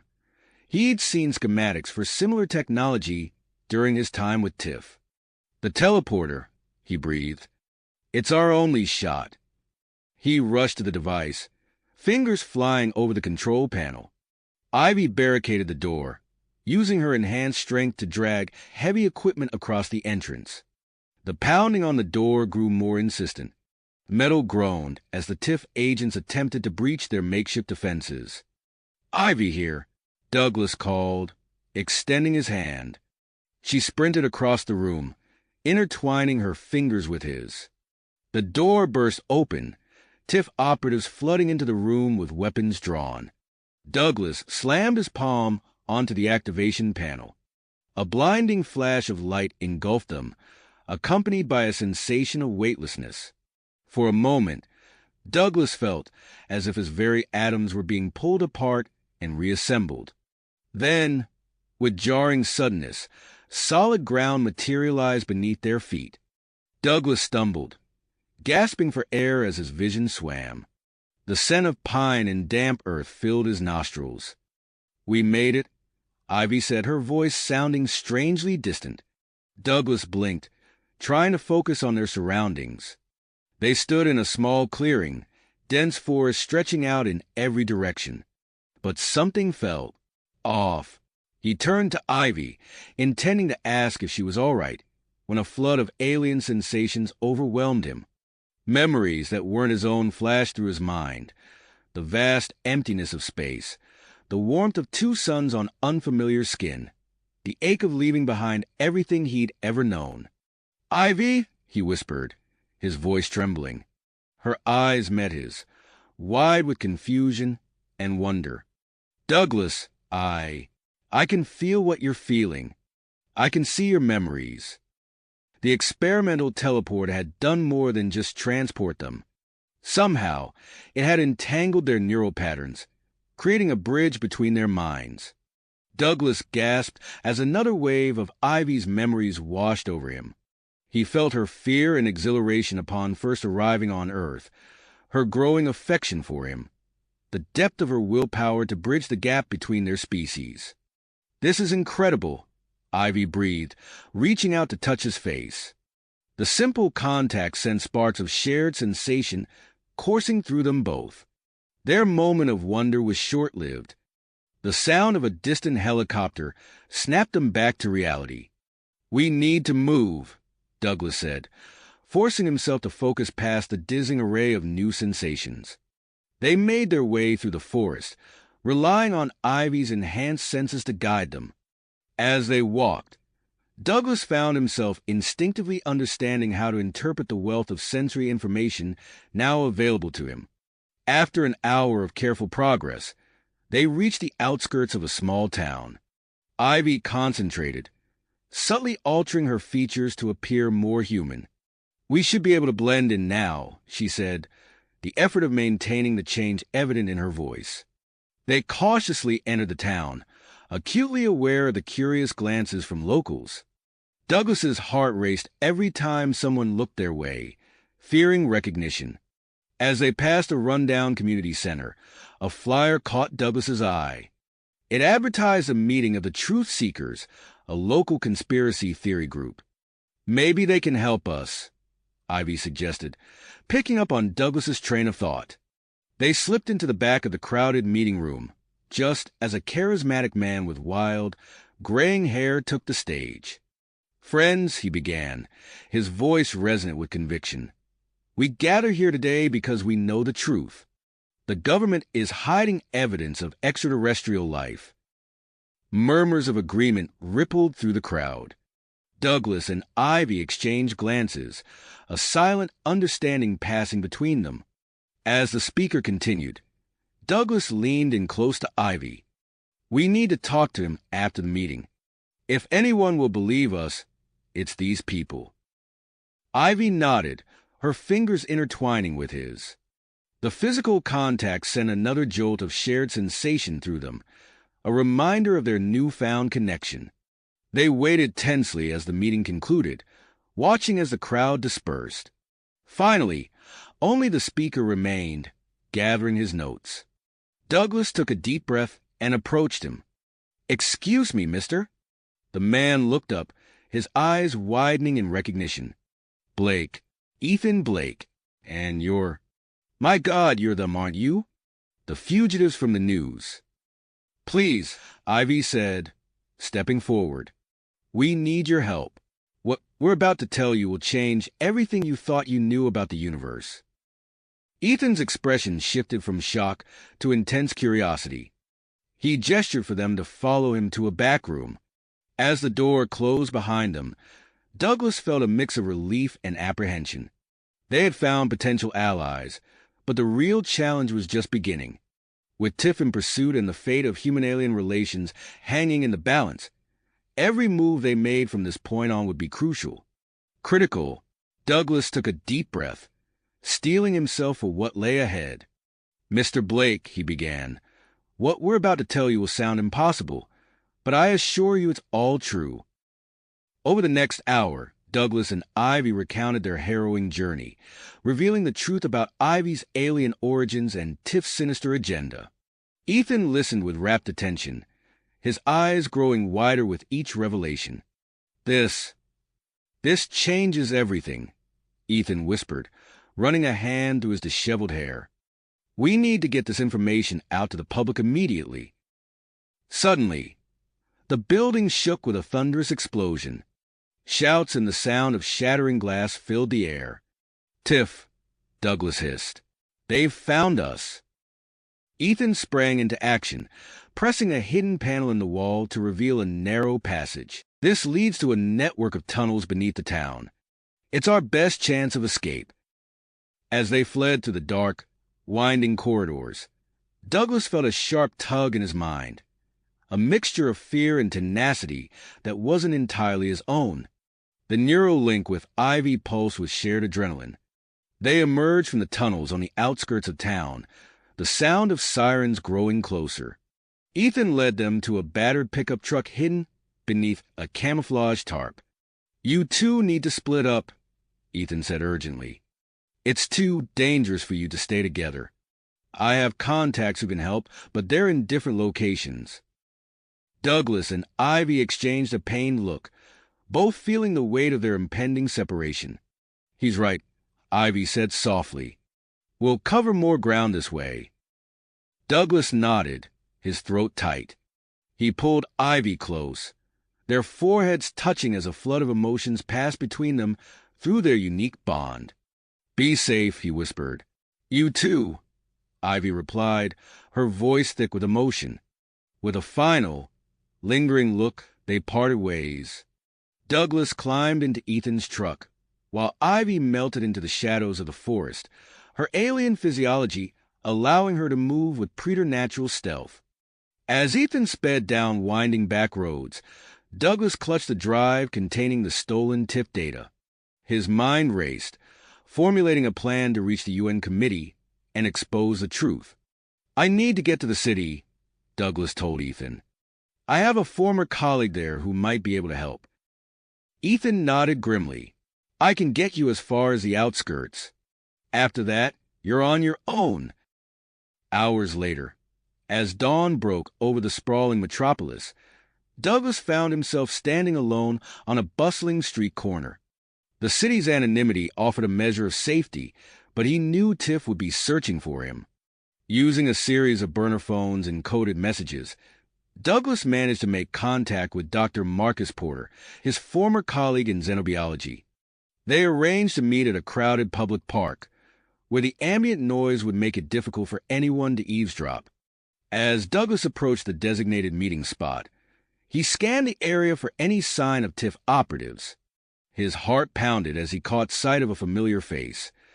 Dr. Porter, looking nervous and out of place among the joggers and picnickers. "Marcus," Douglas said quietly, approaching from behind. Dr. Porter spun around, his eyes wide. "Douglas? My God, it really is you. What's going on? The news is saying you're some kind of terrorist." Douglas glanced around before responding. "It's all lies, Marcus. Tiff is covering up the truth about extraterrestrial life. I have proof, but I need your help to get it to the right people." Skepticism flashed across Dr. Porter's face, but curiosity won out. "Let's go somewhere more private. We can talk at my lab." As they made their way to Dr. Porter's research facility, Douglas felt a familiar tug in his mind. Thousands of miles away, Ivy was on the move, her alien senses on high alert as she navigated unfamiliar terrain. In a remote coastal town, Ivy emerged from the water, her skin glistening in the moonlight. Her enhanced physiology had allowed her to swim for hours, evading Tiff's aerial search patterns. As she made her way up the beach, a group of people carrying scientific equipment caught her attention. They were engrossed in some sort of measurement, barely noticing her approach. "Excuse me," Ivy said, causing the researchers to jump in surprise. "I'm looking for Dr. Sarah Nakamura. It's urgent." A woman with short, dark hair stepped forward, her eyes narrowing in curiosity. "I'm Dr. Nakamura. Who are you, and how do you know my name?" Ivy took a deep breath, knowing that her next words would change everything. "My name is Ivy, and I believe you've been tracking energy signatures that match my people's technology. I'm here to help you find their source." Dr. Nakamura's eyes widened in shock and excitement. "You're not human, are you?" Ivy shook her head, allowing her features to shift slightly, revealing her true tac-tac appearance. The other researchers gasped, some backing away in fear, while others leaned in with fascination. "We have so much to discuss," Dr. Nakamura said, her voice filled with wonder. "Come with us. Our research vessel is just offshore, and it's equipped with everything we need to track those energy signatures." As Ivy followed the scientists to their ship, she felt a mixture of hope and apprehension. The possibility of contacting her people filled her with excitement, but she couldn't shake the nagging worry about Douglas's safety. Miles away, in the heart of the city, Douglas sat in Dr. Porter's lab, poring over the decoded TIFF data. With each revelation, Dr. Porter's initial skepticism faded, replaced by a growing sense of horror and tenacity. "This is unbelievable," Dr. Porter muttered, staring at holographic displays of TIFF's illegal experiments on alien visitors. "We need to get this to the UN committee immediately." Douglas nodded grimly. "Can you help me set up a meeting?" Dr. Porter pulled out his phone, scrolling through his contacts. "I know someone on the committee. Let me see what I can do." As Dr. Porter stepped away to make the call, Douglas felt a sudden surge of excitement through his neural link with Ivy. Whatever she was doing, she was making progress. He allowed himself a small smile, drawing strength from their connection. Little did either of them know that their separate journeys were about to converge in ways they could never have imagined, setting the stage for a confrontation that would determine the future of human-alien relations on Earth. The risks were mounting, but so were the potential rewards. Douglas's mind raced as he followed Dr. Porter through the winding corridors of the research facility. The weight of the TIFF data drive felt heavier with each step, a constant reminder of the dangerous knowledge they carried. As they entered Dr. Porter's lab, Douglas couldn't shake the feeling that they were being watched. He scanned the room, noting the array of cutting-edge equipment and holographic displays. "We need to be careful," Douglas said in a low voice. "TIFF has eyes everywhere." Dr. Porter nodded grimly. "I've taken precautions. This lab is shielded against external surveillance. Now, let's see what we're dealing with." As they pored over the decoded TIFF data, the true scope of the organization's activities became clear. Illegal experiments on alien visitors, covert operations to suppress evidence of extraterrestrial life, and a web of lies that reached the highest levels of government. It was all there, laid bare in cold, hard data. "This is unbelievable," Dr. Porter muttered, his face pale in the glow of the holographic displays. "We need to get this to the UN committee immediately." Douglas nodded, his eyes hardened. "Can you help me set up a meeting?" As Dr. Porter stepped away to make some calls, Douglas felt a familiar tug in his mind, a surge of excitement that wasn't entirely his own. Wherever Ivy was, she was making progress. He allowed himself a small smile, drawing strength from their connection. But as the hours ticked by, Douglas's initial plan to hack into a major news network's servers began to seem increasingly risky. The potential for backfire was too great, and they couldn't afford any missteps. "Marcus," Douglas said as Dr. Porter returned, "I think we need to change our approach. Hacking the news networks could do more harm than good. We need credibility, not just attention." Dr. Porter considered this for a moment, then nodded. "You're right. I might have an idea. There's a science journalist I know, Emma Lawson. She's got a reputation for exposing government cover-ups. If we can convince her, she might be our best shot at getting this information out there." Douglas felt a glimmer of hope. "Can you set up a meeting?" Within the hour, they had arranged to meet Emma in a bustling public park. The crowded environment would provide cover and make it difficult for anyone to eavesdrop. As they approached the designated meeting spot, Douglas's eyes darted from face to face, searching for any sign of TIF operatives. His heart raced as he spotted a woman sitting alone on a bench, her posture alert and observant. "That's her," Dr. Porter whispered. They approached casually, trying not to draw attention. Emma looked up, her eyes sharp and assessing. "Dr. Porter," she said coolly, "and you must be Douglas. I hope you realize the risk I'm taking by meeting you." Douglas nodded, his voice low and urgent. "We appreciate it, Ms. Lawson. What we're about to show you will change everything you thought you knew about our government and our place in the universe." Over the next hour, Douglas presented Emma with a carefully curated selection of the TIF data, focusing on the most compelling and easily verifiable information. He watched as her initial skepticism gave way to growing intrigue.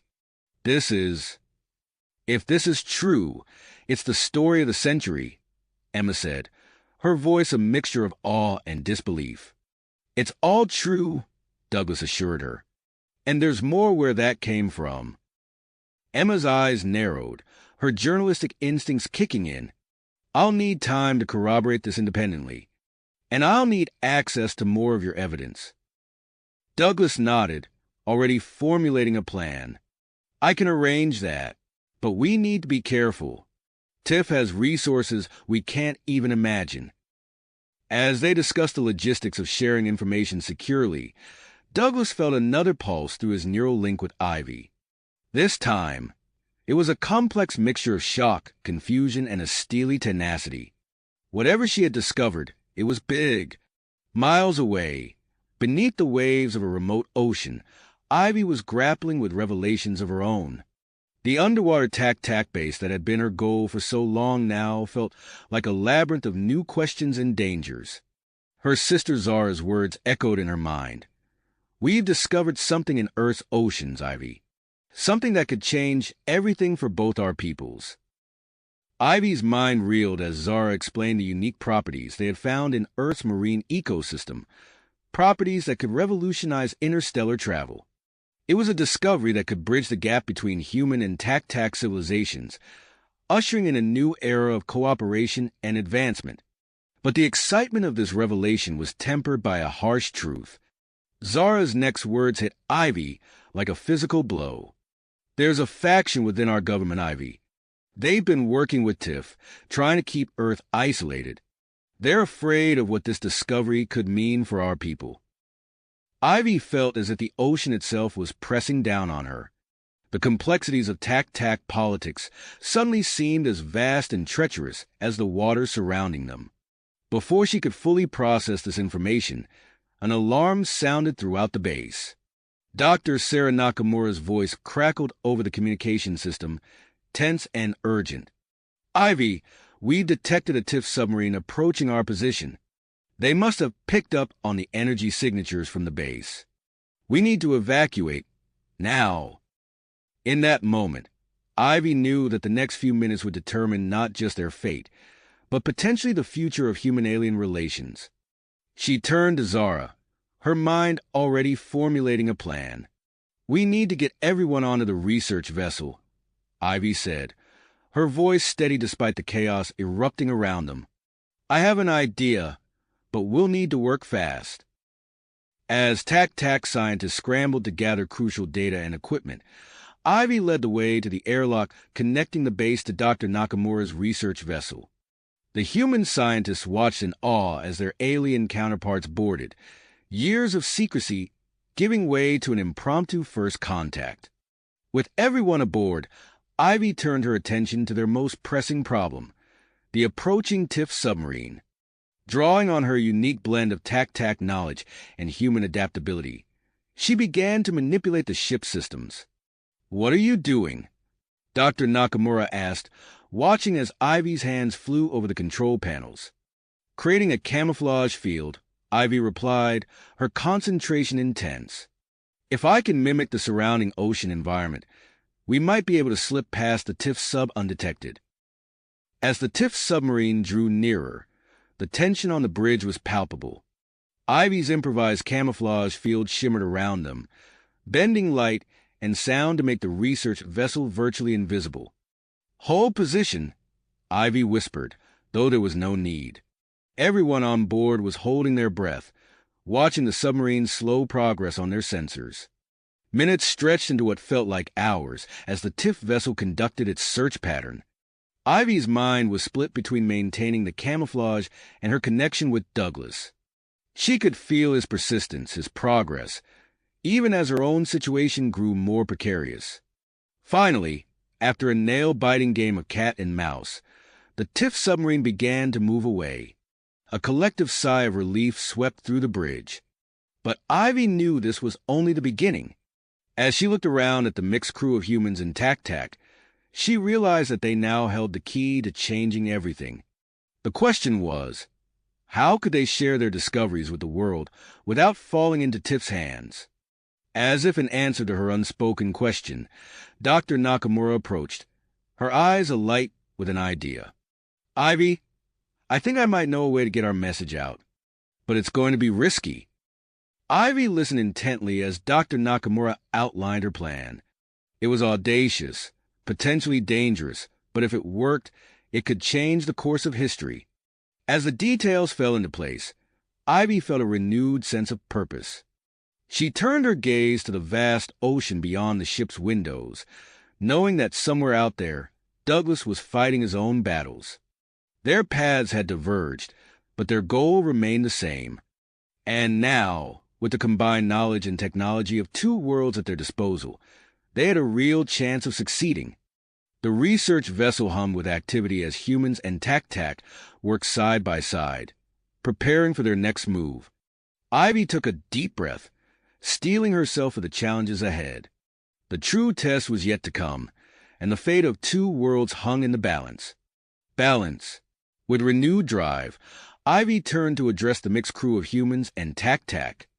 "We have a plan," she announced, her voice steady despite the gravity of their situation. "But we'll need everyone's cooperation to pull it off." As Ivy outlined Dr. Nakamura's daring strategy, Douglas was embarking on a perilous journey of his own. Following a lead from the TIFF data, he had infiltrated a network of hidden bunkers connected by high-speed transport tubes. The sleek, silent pods whisked him through dimly lit tunnels, each twist and turn bringing him deeper into the heart of TIFF's clandestine operations. Emerging from a pod into a vast, sterile chamber, Douglas's breath caught in his throat. Before him stretched rows of transparent cells, each containing a figure that was unmistakably alien. Tac prisoners, their silvery skin dulled by captivity, gazed out at him with large, expressive eyes. Douglas moved closer to one of the cells, his heart pounding. The female tac inside bore an uncanny resemblance to Ivy, the same delicate features, the same determined set to her jaw. A relative, perhaps even a parent? The implication sent his knees going weak. As he worked to disable the security systems, Douglas's fingers flew over the control panel. The familiar dance of code and encryption grounded him, even as his thoughts raced. What horrors had these beings endured in the name of reverse engineering their technology? A sudden noise made Douglas whirl around. He found himself face to face with a man whose very presence seemed to fill the room. Colonel Marcus Blackwood, his crisp uniform adorned with medals, regarded Douglas with a mixture of curiosity and disdain. "Mr. Chun," Blackwood's voice was smooth, almost reasonable. "I must admit, I'm impressed by your tenacity, but surely you realize the futility of your actions?" Douglas stood his ground, his voice steady. "What's futile is thinking you can keep this a secret forever. The world deserves to know the truth." Blackwood's laugh was cold. "The truth? The truth is that we're securing humanity's future. With this technology, we could become the dominant force in the galaxy. Isn't that worth a few sacrifices?" "Not like this," Douglas shot back. "Not by torturing innocent beings and risking interstellar war." Blackwood's eyes hardened. "Then I'm afraid we have nothing more to discuss." The colonel lunged forward, his fist aimed at Douglas's jaw. Douglas ducked, his combat training kicking in. He countered with a swift strike to Blackwood's solar plexus, driving the air from the man's lungs. As Blackwood stumbled back, Douglas seized the opportunity. He spun back to the control panel, fingers flying as he input the final sequence to release the prisoners. Alarms blared as cell doors hissed open. The tac-tac emerged cautiously, their movements sluggish from confinement. The one resembling Ivy approached Douglas, her large eyes filled with gratitude and perseverance. "We must hurry," she said, her voice musical despite the urgency. "Your assistance will not be forgotten." As they made their way to the transport tubes, Douglas's mind raced. He had to get these tac-tac to safety, to reunite them with Ivy and expose Tiff's actions. But first, they needed to escape this labyrinth of secret bunkers. Miles away, on a remote island, Ivy and Zara worked feverishly to modify Earth's satellite network. The knowledge that their parents had once walked this very Earth, part of the original tac-tac expedition, fueled their grit. "There," Zara said, making a final adjustment. "The network is primed for our broadcast." Ivy nodded, her eyes fixed on the horizon. "Now we just need to dash." Her words were cut short by a proximity alarm. Dr. Nakamura's voice crackled over the comm system, tense with urgency. "Multiple TIFF vessels approaching. And, Ivy, you need to see this." The sisters rushed to the observation deck. What they saw made their blood run cold. Leading the TIFF fleet was a massive ship, its design a grotesque fusion of human and tac-tac technology. It moved with unnatural speed and precision, a testament to the lengths TIFF had gone to weaponize stolen knowledge. Ivy's mind raced, calculating odds and possibilities. They couldn't outrun that fleet, not with their limited resources. But if they could buy enough time for the broadcast. "Zara," Ivy said, turning to her sister, "I need you to finish the transmission. I'll draw them off in one of our scout ships." Zara's eyes widened. "Ivy, no. It's too dangerous." "It's our only choice," Ivy insisted, already moving towards a hangar. "We may not get another chance like this." The sisters embraced fiercely, years of separation and newfound connection pouring into that single moment. Then Ivy was gone, racing towards the sleek tac-tac craft that would serve as both her weapon and shield. As the scout ship soared into the sky, Ivy felt a familiar thrill mixed with gut-wrenching fear. The TIFF fleet loomed before her, a wall of hostile intent. She took a deep breath, channeling every ounce of her unique heritage, the adaptability of humanity and the advanced knowledge of the tac-tac. With a thought, she engaged the ship's advanced propulsion system. The scout craft dove and weaved through the air, drawing the attention of the TIFF fleet. Plasma bolts seared the air around her as Ivy pushed the ship to its limits, each maneuver more daring than the last. As the aerial battle unfolded, Douglas and the freed tac-tac prisoners emerged from the underground complex. The sunlight was blinding after the dim fluorescence of the bunkers. In the distance, a TIFF transport vehicle sat unattended. "There," Douglas pointed. "That's our ticket out of here." They raced towards the vehicle, the sound of pursuit growing behind them. Douglas's heart pounded as he hot-wired the transport, his fingers steady despite the adrenaline coursing through his veins. The engine roared to life just as the first TIF guards burst from the bunker entrance. Douglas floored the accelerator, the transport lurching forward as plasma bolts scorched the earth behind them. As they sped towards the nearest city, Douglas's mind whirled with the enormity of what they had uncovered. The tac-tac beside him, still weak from captivity, began sharing their stories of abduction and experimentation. Each word strengthened Douglas's purpose.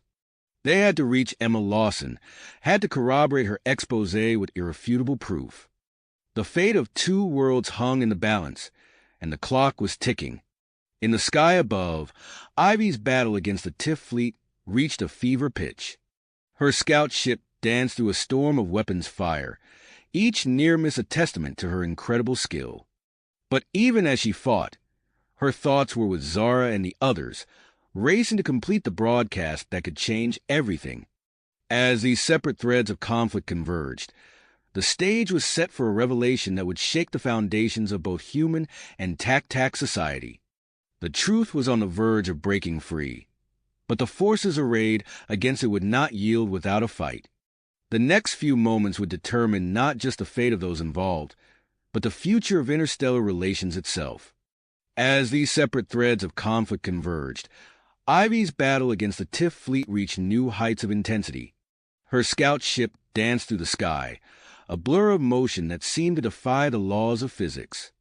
The tac-tac craft responded to her every thought, its advanced propulsion system allowing her to pull off maneuvers that would have torn a human pilot apart. Plasma bolts seared the air around her as Ivy corkscrewed through the TIF formation, sending their carefully coordinated attack into disarray. She felt a fierce pride in her hybrid heritage, her human adaptability blending seamlessly with tac-tac knowledge to create something entirely new. But even as she reveled in the thrill of the fight, Ivy couldn't shake the nagging worry for Zara and the others. She had to buy them more time, no matter the consequences. Suddenly, a massive shadow loomed over her. Ivy's eyes widened as she took in the grotesque fusion of human and tac-tac technology that comprised TIF's experimental vessel.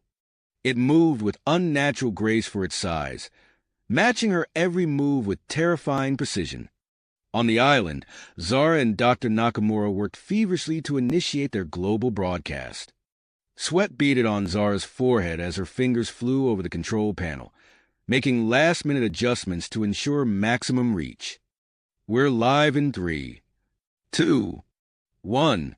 Dr. Nakamura's voice was tense with anticipation. The broadcast began. Streaming evidence of tac-tac presence on Earth and TIF's illegal activities to major news outlets and communication networks worldwide. Within minutes, social media platforms exploded with discussions, the revelation spreading like wildfire across the globe. Meanwhile, Douglas and the freed tac-tac prisoners reached the outskirts of a bustling metropolis. The city's skyline loomed before them, a stark contrast to the underground bunkers they had just escaped. Douglas's heart raced as he made contact with Emma Lawson, the journalist who had been working tirelessly to expose TIF's activities. "Emma, it's Douglas. We've got irrefutable evidence and living proof," he said, glancing at the tac-tac beside him. Emma's voice crackled with excitement over the secure line. "This is incredible, Douglas. Where can we meet?" Before Douglas could respond, an encrypted message flashed across his comm device. It was from Jake, warning of an imminent TIF strike team closing in on their location. "Change of plans," Douglas said quickly. "Meet us at the university campus. We need to use their communication equipment to amplify the broadcast." As they made their way through the crowded streets, Douglas couldn't help but notice the growing commotion. People were gathered around public screens, their faces a mix of shock and wonder as they absorbed the world-changing news. The university campus was a hive of activity when they arrived. Students and faculty members, having seen the initial broadcast, swarmed around Douglas and the tac-tac, eager to help. "We need access to your most advanced communication equipment," Douglas explained to a wide-eyed professor. Of course, the professor nodded, leading them to a state-of-the-art broadcast center. Whatever you need. As Douglas and his team set up, he received another encrypted message, this time from Ivy. His blood ran cold as he read the details of her desperate aerial battle. Back in the sky, Ivy's tac-tac craft shuddered under another barrage from the experimental TIF ship. Warning lights flashed across her console as systems began to fail. She gritted her teeth, knowing she had only one option left. With a thought, Ivy sent her damaged craft into a controlled dive, aimed directly at the TIF vessel. The ship's hull loomed larger and larger in her vision as she braced for impact. The crash was jarring, but Ivy's enhanced physiology allowed her to shake off the effects quickly. Using her strength and agility, she tore through the weakened hull, infiltrating the massive ship. Alarms blared as Ivy made her way through the vessel's corridors, dispatching TIF guards with swift, efficient movements. Her goal was clear: find the control room and sabotage the ship from within. She burst into the central control room, catching the TIF operatives off guard. Among them stood Colonel Marcus Blackwood, his eyes widening in recognition and fury. "You!" he snarled, drawing his weapon. Ivy moved with blinding speed, disarming Blackwood and engaging the security team in close-quarters combat. Her hybrid physiology gave her a significant edge, allowing her to anticipate and counter their every move. As Ivy fought, Douglas and his team at the university campus began transmitting additional evidence and live testimonies from the tac-tac prisoners. The broadcast center was a flurry of activity, with students and faculty working alongside the aliens to spread the truth. Suddenly, Douglas noticed a familiar energy signature on the university's advanced sensors. His heart leaped as he realized it was Ivy, aboard the TIF ship. "She's in danger," he muttered, fingers flying over the keyboard as he attempted to establish a communication link with the TIF vessel systems. Using the information he had uncovered in the TIF bunker files, Douglas managed to breach the ship's defenses. He quickly transmitted vital information about the vessel's vulnerabilities to Ivy. Aboard the TIF ship, Ivy received Douglas's transmission just as she subdued the last of the security team. A grim smile spread across her face as she began to implement his suggestions, systematically disabling the ship's primary systems. The massive vessel shuddered and began to lose altitude.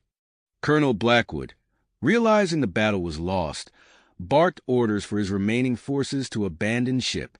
Ivy seized control of the vessel's communication systems, her voice ringing out not just to the TIF forces, but to the watching world below. "This is Ivy Chun, daughter of Earth and tac-tac. The truth can no longer be denied. We stand at the threshold of a new era, one of cooperation between our worlds. The choice is ours to make." As her words echoed across the globe, Douglas watched the university's screens light up with responses. World governments scrambled to react, calling for investigations and emergency UN sessions. In cities across the planet, people took to the streets, their voices united in a call for transparency and peaceful contact with the tac-tac. Amidst the chaos, a new message flashed across Douglas's screen. It was from a group calling themselves the Interstellar Cooperation Initiative, offering their support and resources.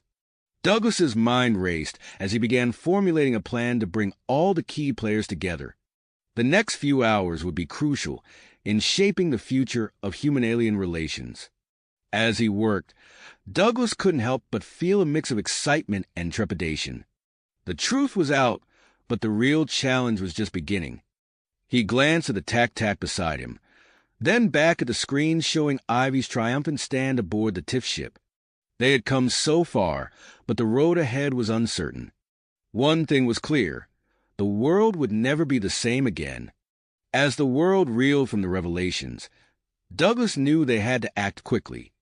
He turned to the tac-tac beside him, their alien features now a symbol of hope rather than fear.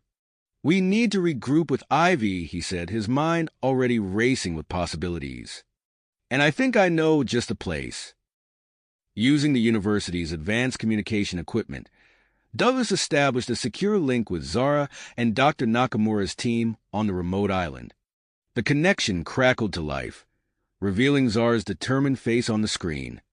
"Douglas, we've been trying to reach you," Zara exclaimed. "The broadcast." "I know," Douglas interrupted. "It's working, but we need to consolidate our efforts. I'm proposing a rendezvous at the decommissioned NASA launch facility in the desert. It's neutral ground, and it has the infrastructure we need." Dr. Nakamura's voice chimed in. "That's brilliant, Douglas. We can use the old communication arrays to amplify our signal globally." As they hashed out the details, Douglas caught sight of Emma Lawson entering the room, her eyes bright with the thrill of breaking the biggest story of the century. "Emma," he called out, "we're moving. I need you to come with us. Your media contacts will be crucial in the next phase." Emma nodded, already pulling out her phone to make arrangements. Within the hour, a convoy of university vehicles was speeding away from the campus, carrying Douglas, Emma, and the freed TAC prisoners. As they traveled, they encountered both support and opposition. In one small town, residents lined the streets, cheering and offering supplies. But as they approached a highway interchange, they spotted a roadblock of angry protesters. "Hold on," Douglas warned, swerving onto a dirt road. The vehicles bounced and jostled as they took the improvised detour, kicking up clouds of dust in their wake. Meanwhile, high above the Earth's surface, Ivy was engaged in a desperate struggle to control the damaged TIFF flagship. Alarms blared as she wrestled with the unfamiliar controls, her hybrid physiology allowing her to process the flood of information from the ship's systems. A proximity alert flashed on the console. 3 TIFF fighters were closing in fast, their weapons primed. Ivy's hands flew over the controls, her mind melding with the ship's AI. She executed a series of maneuvers that would have been impossible for a human pilot, sending the massive vessel into a controlled spin that confused the fighters' targeting systems. As she evaded their attacks, Ivy noticed a flashing icon on one of the secondary screens. Curiosity piqued, she tapped it, revealing a hidden cache of TIFF data. "Jackpot," she murmured, initiating a download of the files to a secure drive. The information could be crucial in exposing the full extent of TIFF's operations. With the data secured and the TIFF fighters left far behind, Ivy set a course for the rendezvous point Douglas had transmitted. The NASA facility loomed on the horizon, its abandoned launch pads a testament to past glories and future possibilities. As Douglas's convoy approached the facility, they were met by a sleek, unmarked vehicle. A woman in a tailored suit stepped out, her posture radiating authority. "Douglas Chun," she asked, extending her hand. "I'm Ambassador Elena Rodriguez of the Interstellar Cooperation Initiative.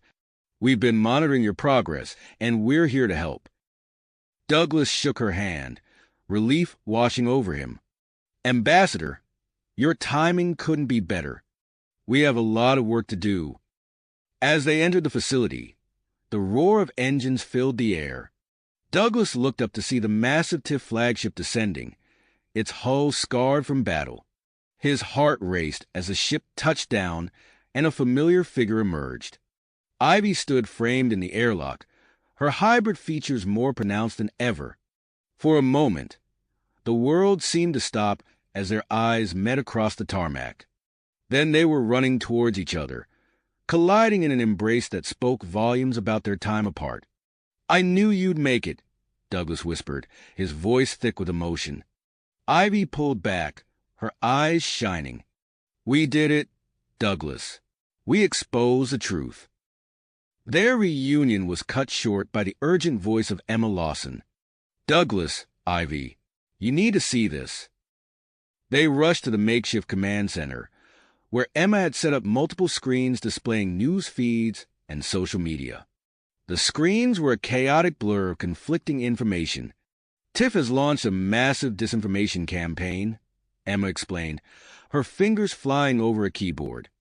They're flooding every channel with fake stories, doctored footage, anything to discredit us. Douglas's lips pursed. Then we fight back with the truth. Emma, can you coordinate a real-time fact-checking initiative? Use everything we've gathered, the TAC testimonies, the data Ivy recovered, all of it. As Emma nodded and got to work, Ivy pulled Douglas aside. There's something else, she said, her voice low. Zara and I made a breakthrough about Earth's oceans. It could revolutionize interstellar travel. Douglas's eyes widened as Ivy explained the concept. We need to get Dr. Nakamura on this right away, he said. If we can demonstrate the potential for a peaceful technological exchange. Their conversation was interrupted by a warning from the facility's perimeter sensors. Ambassador Rodriguez approached, her face grim. We've detected multiple vehicles approaching from the north, she reported. It's Tiff. They're mobilizing for an assault. Douglas and Ivy exchanged a look of dedication. Then we'd better get ready, Douglas said, already moving towards the control room. It's time to put our alliance to the test. As night fell, the first wave of Tiff forces appeared on the horizon. Inside the facility, humans and TAC worked side by side, repurposing old NASA equipment and combining it with alien technology to create a defensive shield. Douglas and Ivy stood at the heart of the operation, their complementary skills driving the efforts forward. As they worked, the air crackled with tension and possibility. They both knew that the coming battle would determine not just their fate, but the future of human-alien relations on Earth. With the shield nearly complete and Tiff forces closing in, Douglas turned to Ivy.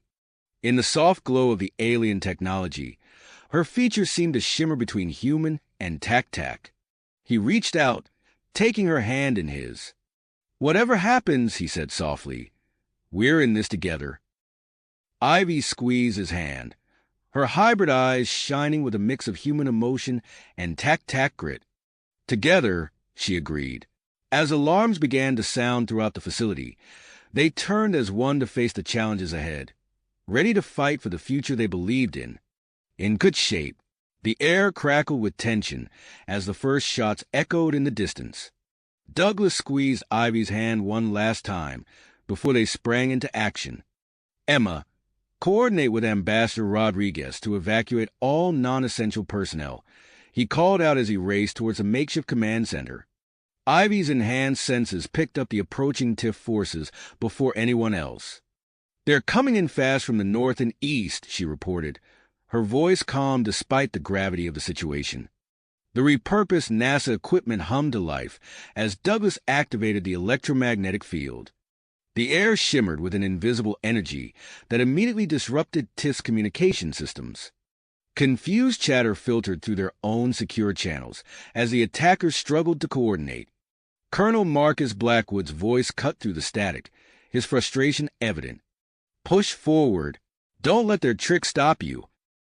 As Tiff forces breached the outer perimeter, Ivy moved within human speed to intercept them.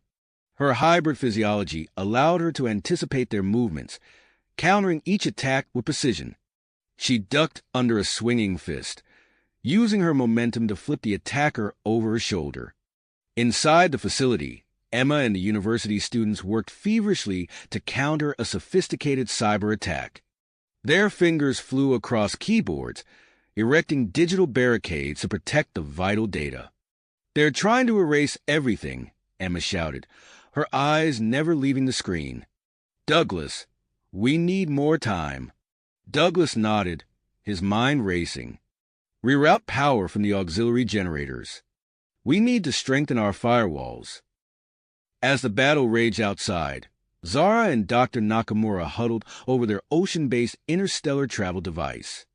The small water tank in front of them swirled with an otherworldly energy. We're close, Dr. Nakamura muttered, adjusting a series of complex controls. Just a few more calibrations. Suddenly, the water in the tank began to churn violently.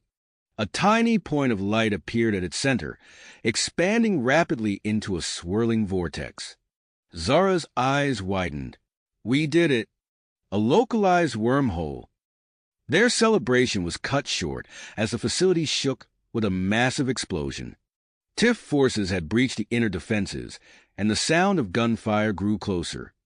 Ambassador Elena Rodriguez's voice crackled over the intercom. I've made contact with sympathetic governments. Help is on the way, but we need to hold out a little longer. Outside, Colonel Blackwood grew increasingly desperate as his forces met fierce resistance. Deploy the experimental weapons, he ordered, his voice cold with tenacity. The air crackled with an eerie energy as TIF operatives activated devices reverse-engineered from TAC-TAC technology. Unpredictable surges of power lashed out, scorching the earth and threatening to destabilize the entire facility. Douglas felt the hair on his arms stand up as he recognized the danger. Ivy, he called out, we need to modify the old launch systems. It's our only chance to counteract this energy buildup. Together, they raced to the launch control room. Ivy's adaptive physiology allowed her to handle the dangerous levels of radiation emitted by the experimental weapons, while Douglas worked to reconfigure the ancient systems. As they worked, a squad of TIF loyalists breached the room where Zara and Dr. Nakamura were working. In the ensuing struggle, a stray shot hit the prototype device. The localized wormhole began to expand rapidly, its event horizon creeping across the floor. Douglas and Ivy shared a look of realization. The wormhole, Ivy said, her mind racing. We can use it against them. They quickly formulated a plan, using the facility's communication systems to lure the TIF forces towards the expanding anomaly. As they worked, Colonel Blackwood himself appeared, his eyes blazing with fury. You've ruined everything, he snarled, advancing on them. It quickly became apparent that Blackwood was no ordinary opponent. His movements were enhanced, nearly matching Ivy's superhuman speed. A fierce battle erupted, with Blackwood holding his own against both Douglas and Ivy. They traded blows across the facility, inching closer to the growing wormhole with each exchange. Ambassador Rodriguez and Emma coordinated the evacuation, urging civilians and non-combatants to safety. Zara and Dr. Nakamura worked desperately to stabilize the wormhole technology, knowing that its uncontrolled expansion could spell disaster for everyone. In a moment of desperation, Douglas lunged for the launch controls. His fingers danced across the panel, initiating a sequence that sent a massive electromagnetic pulse rippling through the facility. The pulse washed over them, momentarily disorienting the TIF forces. Ivy seized the opportunity, using her superior strength and agility to finally overpower Blackwood. With a well-placed strike, she sent him crashing to the ground unconscious. As the dust settled, Douglas and Ivy stood at the edge of the expanding wormhole. The captured Blackwood lay at their feet, and the remaining TIF forces were in disarray. Are you ready for this? Douglas asked, his eyes meeting Ivy's. She nodded, her expression a mix of willpower and hope. Together, she replied. They turned to face the swirling vortex, knowing that their next actions would not only determine their own fate, but potentially reshape the future of human-alien relations on Earth. The wormhole pulsed before them, a gateway to the unknown and a chance to end the TIF threat once and for all. As they prepared to execute their daring plan, the facility trembled around them. The unstable energies unleashed by the battle threatened to tear the building apart. Time was running out, and the fate of their mission, and possibly the world, hung in the balance. Douglas took a deep breath, his hand finding Ivy's once more. They stood on the precipice of a new era, ready to take the leap that would change everything. The wormhole's event horizon shimmered invitingly, its depths holding both peril and promise. Promise. The air around them crackled with energy as they prepared to make their move. Suddenly, a violent tremor shook the facility. Alarms blared as warning lights flashed across every console. Douglas's eyes widened as he quickly assessed the situation. The power surge, he shouted over the cacophony. It's destabilizing the wormhole. Ivy's hybrid senses picked up the dangerous fluctuations in energy before the instruments could even register them. She turned to Douglas, her expression grave. "We need to act fast, or this whole place will collapse." Douglas's fingers flew over the nearest control panel, his mind racing through possible solutions. The readouts confirmed his fears. The wormhole was rapidly becoming unstable, its event horizon fluctuating wildly. The only way to stabilize it is to manually adjust the power input, he realized aloud. His gaze fell on the entrance to the high radiation zone, where the wormhole's controls were housed. The danger was clear. No normal human could survive the intense radiation long enough to make the necessary adjustments. Ivy followed his gaze, understanding immediately. "I'll go," she said firmly. "My physiology can handle it." Douglas hesitated, torn between the mission's success and Ivy's safety. But time was running out. He nodded reluctantly, handing her a specialized comm unit. "I'll guide you through it. Be careful." As Ivy moved towards a radiation zone, a commotion erupted behind them. Emma Lawson's voice cut through the chaos. "Douglas, Blackwood's escaped." Douglas spun around to see Colonel Blackwood, freed from his restraints in the confusion, disappearing down a corridor. Ambassador Rodriguez was already mobilizing the remaining security forces to intercept him. "Go!" Douglas shouted to the ambassador. "Stop him at all costs." He turned back to the wormhole controls, knowing he had to focus on guiding Ivy. Ivy entered the high radiation area, her enhanced body immediately registering the intense energy surrounding her. Douglas's voice crackled through the comm unit, steady despite the tension. "Okay, Ivy, you need to reach the main power regulator. It's the large cylindrical unit to your left." As Ivy navigated the hazardous environment, she felt a strange tingling sensation spreading through her body. Her hybrid physiology was adapting in real time, developing resistance to the harmful radiation. But with each passing moment, she could sense the changes becoming more profound, more permanent. "Douglas," she called out, her voice strained. "Something's happening to me. The radiation, it's changing me." Douglas, monitoring her vital signs from the control room, saw the alarming fluctuations in her physiological readings. "Stay focused, Ivy," he urged, pushing down his rising concern. "We're almost there." In another part of the facility, Zara and Dr. Nakamura worked feverishly to salvage their ocean-based travel device. The prototype lay before them, damaged but not beyond repair. "We need a stabilizing element," Dr. Nakamura muttered, his hands moving swiftly over the device. "Something to catalyze the reaction." Zara's eyes lit up with sudden realization. The wormhole, it contains trace amounts of a unique element. If we could extract it. Their conversation was cut short as the facility shook again. Colonel Blackwood had reached the main power core and initiated a meltdown sequence. Alarms blared with renewed urgency.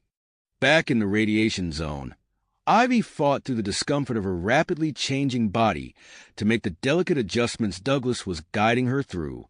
"Almost there," Douglas encouraged her. "Just a few more calibrations." Suddenly, a massive power surge ripped through the facility. The wormhole's event horizon expanded violently, threatening to engulf everything around it. Ivy stumbled, nearly losing her grip on the controls. "Douglas," she cried out, "I can't hold it." In that moment, Douglas made a split-second decision. Despite the lethal levels of radiation, he rushed into the zone, his unprotected human body immediately assaulted by the intense energy. He reached Ivy's side, his hands joining hers on the controls. Together, he gasped through gritted teeth, fighting the searing pain coursing through his body. Their combined efforts began to stabilize the wormhole, its violent fluctuations gradually subsiding. As they worked, the excess energy from Blackwood's meltdown sequence was drawn into the wormhole, acting as a massive energy sink and averting a catastrophic explosion. With a final surge of effort, Douglas and Ivy completed the stabilization process. The wormhole settled into a steady, controlled state, its event horizon a shimmering, tranquil surface. Exhausted and changed by their ordeal, Douglas and Ivy stumbled out of the radiation zone. Medical teams rushed to their aid, but the impact of their experience was evident. Ivy's body had undergone significant adaptations, her hybrid features more pronounced than ever. Douglas showed clear signs of radiation exposure, his skin reddened and blistered. As they received emergency treatment, Zara approached them, her eyes wide with excitement despite the chaos around them. "We did it," she announced breathlessly. "We've stabilized a micro-wormhole using the element we extracted. This changes everything." Douglas and Ivy exchanged a look, their shared ordeal having forged an even deeper connection between them. Despite their physical exhaustion and the challenges that lay ahead, a sense of hope permeated the air. Outside the facility, the last of the TIF forces were in retreat, overwhelmed by the arrival of government reinforcements. Colonel Blackwood, his plan in ruins, was led away in restraints, his face a mask of impotent rage. As the immediate crisis subsided, Douglas and Ivy stood side by side, watching the micro-wormhole pulse with stable energy. The breakthrough promised to revolutionize both space travel and human-tac-tac relations, opening up new possibilities for exploration and cooperation. Ambassador Rodriguez approached them, her expression a mix of relief and drive. "We've secured the facility," she reported. "But this is just the beginning. The world is about to change, and we need to be ready." Douglas nodded, feeling the weight of responsibility settling on his shoulders. He looked at Ivy, seeing the same tenacity mirrored in her eyes. Whatever challenges lay ahead, they would face them together. As news of the events at the NASA facility began to spread, the first tendrils of dawn broke over the horizon. A new day was dawning, not just for Douglas and Ivy, but for all of humanity. The path forward was uncertain, but for the first time in a long while, it was filled with hope. Promise. The world stood on the brink of a new era, with the potential for unprecedented cooperation between humans and aliens. As the adrenaline of their ordeal began to fade, Douglas felt a wave of exhaustion wash over him. He swayed on his feet, his vision blurring. Ivy caught him before he could fall, her enhanced strength easily supporting his weight. "Douglas," she cried, her voice imbued with concern. "We need medical attention now." Emergency responders, who had been waiting on standby, rushed forward. They quickly assessed the situation, their eyes widening as they noticed the visible changes in both Douglas and Ivy. "Get them to the secure medical facility immediately," Ambassador Rodriguez ordered, her voice cutting through the chaos. "Top priority." As they were loaded onto stretchers and rushed to waiting helicopters, Douglas reached out weakly, grasping Ivy's hand. She squeezed back, her touch reassuring despite the uncertainty that lay ahead.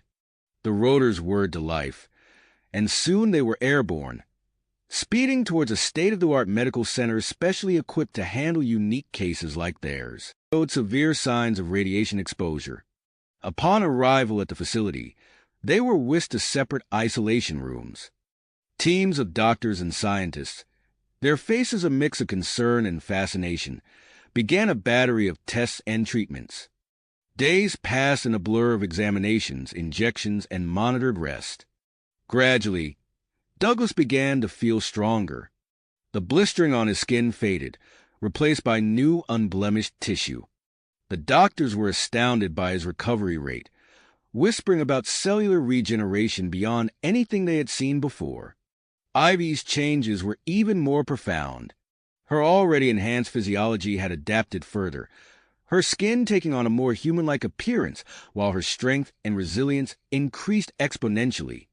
The medical staff marveled at her body's ability to not just withstand the radiation, but to thrive on it.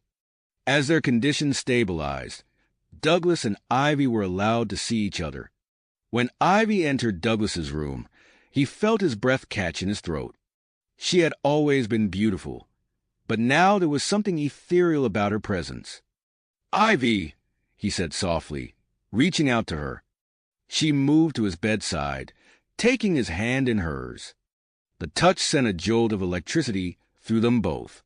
"How are you feeling?" she asked, her eyes searching his face. "Better now," he replied, a small smile playing on his lips. "You look different." Ivy nodded, running her free hand through her hair, which had taken on a more lustrous quality. "We both changed, Douglas. More than we could have imagined." As they talked, catching up on the events of the past few days, they found themselves drawing closer. There was an undeniable pull between them, born from their shared experiences and the unique bond they now shared. Their moment of intimacy was interrupted by a knock at the door. Ambassador Rodriguez entered, her face serious but with a hint of excitement in her eyes. "I hope I'm not interrupting," she said, glancing between them. "But we have much to discuss.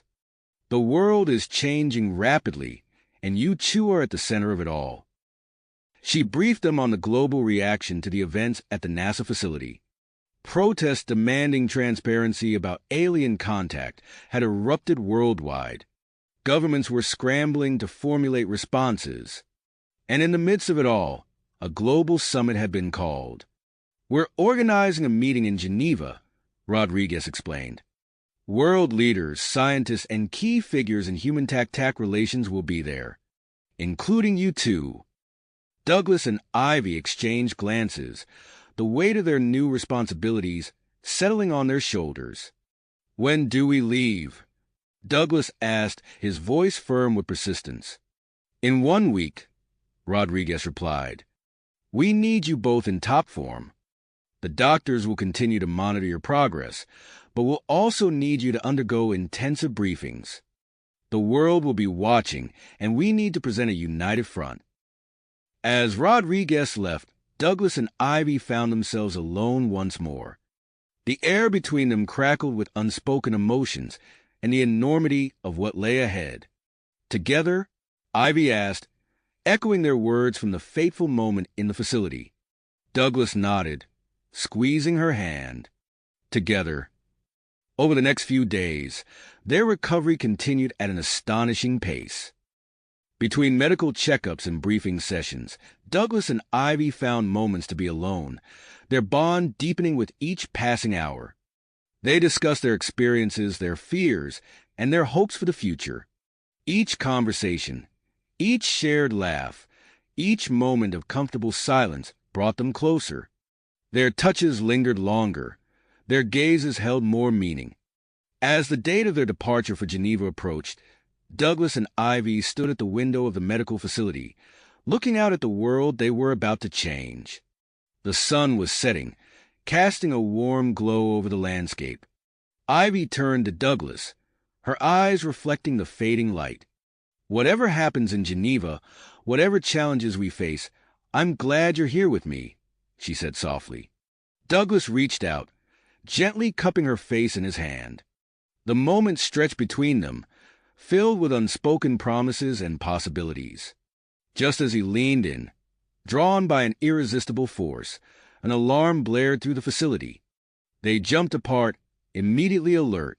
A doctor burst into the room, his face pale.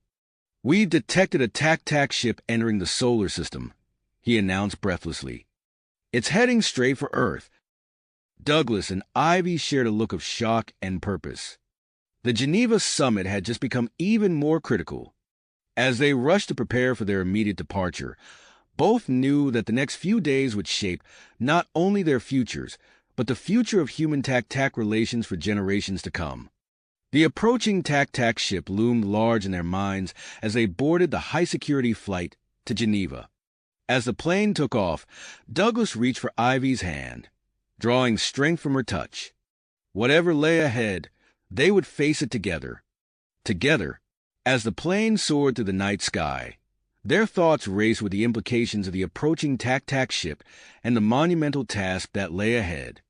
Hours later, their aircraft touched down in Geneva. The The city buzzed with an electric energy, the streets lined with a mix of curious onlookers and protesters. Douglas and Ivy were whisked away in a sleek, armored vehicle. Its windows tended to obscure their identities from the crowds.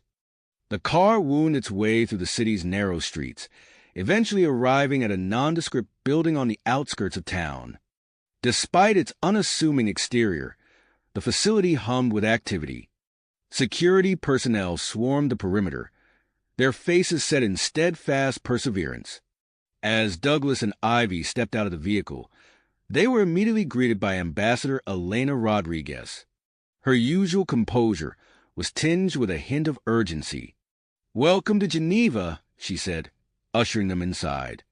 "We have much to discuss and little time. The summit is about to begin, and the world is watching." The trio made their way through a series of security checkpoints, each more stringent than the last. Finally, they entered a vast conference room. The space was filled with a cacophony of voices speaking in various languages, creating a symphony of global discourse. Ambassador Rodriguez guided them to the front of the room, where a group of distinguished individuals stood in deep conversation. As they approached, the group fell silent, all eyes turning to Douglas and Ivy. "Ladies and gentlemen," Rodriguez announced, "I present to you Douglas, Chun, and Ivy, our key liaisons in human-tac-tac relations." A tall, silver-haired man stepped forward, his piercing blue eyes scanning them with intense curiosity. "Dr. Alexei Volkov," he introduced himself, his accent hinting at his Russian origins. "I've been studying the data from the NASA facility. I must say, I'm fascinated by the physiological changes you've both undergone." Before Douglas or Ivy could respond, a commotion near the entrance drew everyone's attention. A harried-looking official rushed in, whispering urgently to Ambassador Rodriguez. Her eyes widened, and she quickly turned to address the room. "We've just received word," she announced, her voice cutting through the murmur of conversation. "The extremist group threatening to disrupt the summit has been identified. An international task force is moving to neutralize the threat as we speak." The news sent a ripple of tension through the assembled dignitaries. Security personnel moved swiftly, implementing additional protective measures throughout the facility. Amidst the controlled chaos, Dr. Volkov approached Douglas and Ivy once more. "If you wouldn't mind," he said, his voice low and intense, "I'd like to conduct a series of tests. Your unique physiology could hold the key to understanding the full potential of human-tac-tac integration." Douglas glanced at Ivy, seeing his own mixture of curiosity and apprehension mirrored in her eyes. They nodded in agreement, following Dr. Volkov to a makeshift laboratory within the facility. As Volkov began his examination, a flurry of activity erupted in the main conference room. The Tac-Tac ship had entered Earth orbit, its presence sending shockwaves through global communication channels. Douglas and Ivy watched on a nearby monitor as world leaders debated the appropriate response. After hours of intense discussion, a decision was reached. The Tac-Tac delegation would be granted permission to join the summit under strict security protocols. As preparations for the Tac-Tac arrival began in earnest, Dr. Volkov's tests on Douglas and Ivy yielded surprising results. The xenobiologist's face was a mask of awe as he reviewed the data. "This is extraordinary," he breathed, his eyes darting between his instruments and the couple before him.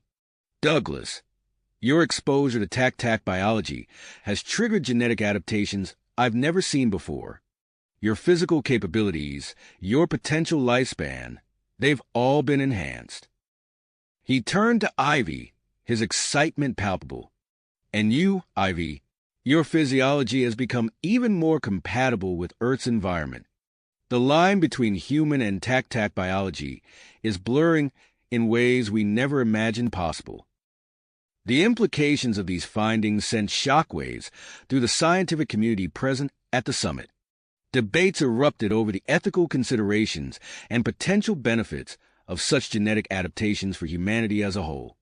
As the day wore on, Douglas and Ivy found themselves at the center of a whirlwind of scientific inquiry and political maneuvering. The stress of their position and the weight of their responsibilities drew them closer together.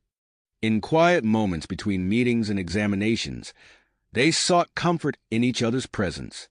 During a rare lull in activity, they found themselves alone in a secluded corner of the facility. The tension that had been building between them finally broke. Douglas reached out, gently cupping Ivy's face in his hands. Their lips met in a passionate kiss, the culmination of their shared experiences and deepening bond. Unbeknownst to them, a junior diplomat happened upon their intimate moment. The young man quickly retreated, but the damage was done. Rumors of their relationship spread to the summit like wildfire, adding another layer of complexity to the already charged atmosphere. As the hour of the TAC delegation's arrival drew near, Douglas and Ivy were called upon to act as liaisons. Their unique position as representatives of both human and TAC interests made them invaluable in navigating the complex diplomatic waters ahead. The night before the delegation's arrival brought news. A breakthrough from the ocean-based travel device project. Zara and Dr. Nakamura's team had successfully created a stable, larger-scale wormhole. The achievement was immediately relayed to the summit leaders, providing tangible evidence of the potential benefits of human TAC cooperation. Dawn broke on the day of the TAC arrival, bathing Geneva in a soft, golden light. The city was a hive of activity, with global media outlets broadcasting live coverage of the event to billions of viewers worldwide. Douglas and Ivy stood at the forefront of the welcoming committee, their hands intertwined as they waited. The sleek TAC ship descended from the sky, its design unlike anything seen on Earth before. As it touched down, a hush fell over the assembled crowd. The ship's entrance opened and the TAC delegation emerged. At their head was a regal figure who immediately locked eyes with Ivy. Recognition flashed across both their faces. "Xander," Ivy breathed, her grip on Douglas's hand tightening. The TAC ambassador approached, her gaze never leaving Ivy's face. "It has been a long time, Ivy of the Zotar clan," she said, her voice carrying a hint of an emotion Douglas couldn't quite place. As Xandra and the rest of the delegation were escorted into the summit facility, Douglas and Ivy exchanged a meaningful glance. They both knew that the next few days would not only shape the future of human TAC relations, but also test the strength of their own bond in ways they had never anticipated. Imagined, as the TAC delegation entered the summit facility, the atmosphere crackled with tension and anticipation.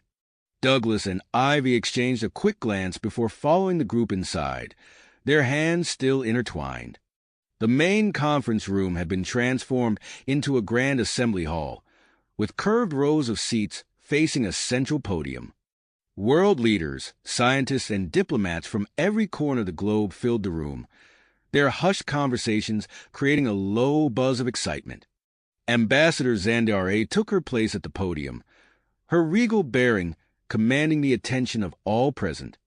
She began to outline a comprehensive proposal for establishing formal relations between Earth and the TAC homeworld. "We offer cultural exchanges," Xandra announced, her voice carrying clearly through the hall.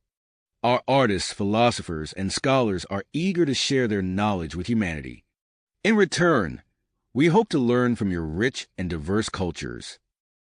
As she spoke, holographic displays flickered to life around the room, showcasing images of TAC art, architecture, and scientific achievements.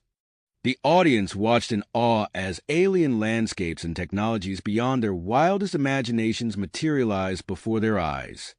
"Furthermore," Xandra continued, "we propose extensive scientific collaborations. Our combined knowledge could lead to breakthroughs in medicine, space exploration, and environmental preservation." Douglas felt a surge of excitement at the possibilities. He glanced at Ivy, seeing his own enthusiasm mirrored in her eyes. However, he couldn't help but notice the way Xandra's gaze kept returning to Ivy, a hint of something unspoken in her alien features. As the summit progressed, Douglas found himself pulled in multiple directions. Between strategy sessions with Earth's leaders and impromptu interviews with the press, he barely had a moment to catch his breath. Ivy, too, was constantly engaged, her unique perspective as a tac-tac raised on Earth, making her invaluable to the negotiations. During a brief recess, Douglas noticed Zandiare approach Ivy in a quiet corner of the room. Their conversation seemed intense, with Zandiare gesturing emphatically while Ivy listened with a furrowed brow. As he made his way towards them, Dr. Alexei Volkov intercepted him. "Mr. Chun," Volkov said, his eyes bright with excitement, "I have some extraordinary news about your physiological changes. Can you spare a moment?" Reluctantly, Douglas allowed himself to be led to Volkov's makeshift lab. The scientist's enthusiasm was contagious as he explained his findings. "Your genetic adaptations," Volkov said, pointing to a complex DNA model on his screen. "They're not just stable, they're potentially transferable to other humans. With the right medical procedure, we could potentially enhance human biology with tac-tac traits on a wider scale." The implications of this discovery sent Douglas's mind blown. Before he could fully process the information, an alarm blared through the facility. Security personnel burst into action, their voices urgent over the comms. "Intruders in the East Wing. Possible explosive device detected." Douglas's enhanced reflexes kicked in. He sprinted towards the source of the alarm, his body moving with a speed and agility that surprised even him. As he rounded a corner, he saw a group of individuals in maintenance uniforms attempting to plant a device on one of the main power junctions. Without hesitation, Douglas launched himself at the nearest intruder. His enhanced strength sent the man flying across the hallway. The other members of the group turned to face him, their faces contorted with a mixture of hate and fear. "No aliens on Earth!" one of them shouted, lunging at Douglas with a knife. Douglas dodged the attack with inhuman speed, disarming the assailant with a swift move. Security forces arrived moments later, quickly subduing the remaining extremists. As the last of the intruders was led away, Douglas became aware of the cameras trained on him. His actions had been broadcast live across global media networks, showcasing the potential benefits of human tac-tac genetic integration in real time. The failed attack became a turning point in the summit. Support for human tac-tac cooperation surged among attendees and the global public. However, it also highlighted the deep-seated fears that remained among certain segments of Earth's population. In response to these concerns, Ambassador Elena Rodriguez proposed the creation of a joint human tac-tac task force. "This group," she explained to the assembly, "will address security concerns and promote intercultural understanding. It's clear that we need to bridge the gap between our species, not just technologically, but culturally as well." As the day's sessions came to a close, Douglas and Ivy retreated to their private quarters. The weight of the day's events pressed heavily upon them. Ivy sat on the edge of the bed, her shoulders slumped with exhaustion. "Zandiare wants me to return to the tac-tac homeworld," she said quietly, her eyes meeting Douglas's. "She says I could be a valuable liaison there, helping to smooth the transition to open relations with Earth." Douglas felt a knot form in his stomach. He moved to sit beside her, taking her hand in his. "And what do you want?" he asked softly. Ivy's response was to lean in and kiss him deeply. The contact sent a jolt of electricity through both of them, their unique physiologies reacting in unexpected ways. As they came together, their union became more than just a physical act. It was a fusion of human and tac-tac biology, a bridge between two worlds. Unknown to them, their intimate moment was being captured by hidden surveillance equipment, the footage making its way through encrypted channels to parties with unknown motives. As they lay together afterward, basking in the afterglow of their connection, an urgent knock at the door shattered the moment. It was Ambassador Rodriguez, her face grave. "We've detected a fleet of unknown ships entering the solar system," she announced. They don't match any known tac-tac designs. We need you both in the command center immediately. Douglas and Ivy shared a look of shock and perseverance. As they hurried to dress and follow Rodriguez, they knew that their world and their relationship was about to face its greatest challenge yet. As Douglas and Ivy rushed to the command center, alarms blared throughout the facility. The atmosphere crackled with tension as they entered the room, filled with world leaders, military officials, and tac-tac representatives huddled around holographic displays. Ambassador Rodriguez gestured them over to a large screen, showing a cluster of unidentified objects rapidly approaching Earth orbit. "We detected a fleet of unknown ships entering the solar system," she explained, her voice taut with concern. "They don't match any known tac-tac designs, and they're not responding to our hails." Zandiare stepped forward, her alien features creased with worry. "They are not of our people," she confirmed. "We have no record of such vessels in our databases." The room erupted into a flurry of activity as Earth's military forces scrambled to prepare for a potential confrontation. The tac-tac ship in orbit moved into a defensive position, its advanced systems primed for action. Douglas and Ivy exchanged a determined look. "We need to refine our first contact protocols," Douglas said, his mind racing with possibilities. "If these aren't tac-tac ships, we could be dealing with an entirely new species." Ivy nodded, her unique perspective as a bridge between human and tac-tac cultures proving invaluable. "We should incorporate elements from both human and tac-tac diplomatic approaches," she suggested. "It might give us a better chance of establishing peaceful communication." For hours, they worked tirelessly, drawing on their experiences to create a comprehensive first contact strategy. The Geneva summit transformed into a nerve center of global cooperation as human and tac-tac representatives put aside their differences to face this new challenge together. As the unknown fleet entered the solar system, tension mounted. Earth's most powerful telescopes focused on the approaching ships, revealing a sight that took everyone by surprise. The vessels, while clearly advanced, showed signs of damage and makeshift repairs. "They're not a military fleet," Ivy realized, studying the images. "Those look like refugee ships." Her assessment proved correct as the fleet finally responded to Earth's transmissions. The message that came through was one of desperation and hope. "People of Earth and honored tac-tac representatives," a weary voice crackled through the speakers. "We are the Zoreke, refugees from a distant star system. Our homeworld has been devastated by an environmental catastrophe. We seek sanctuary and assistance." The revelation sent shockwaves through the summit. What had begun as a historic meeting between two species had now evolved into an unprecedented galactic refugee crisis. Earth's leaders and the tac-tac delegation engaged in heated debates over how to respond. Some argued for providing immediate aid, citing humanitarian obligations. Others expressed concerns about resource strain and potential security risks. In the midst of the chaos, Douglas and Ivy saw an opportunity.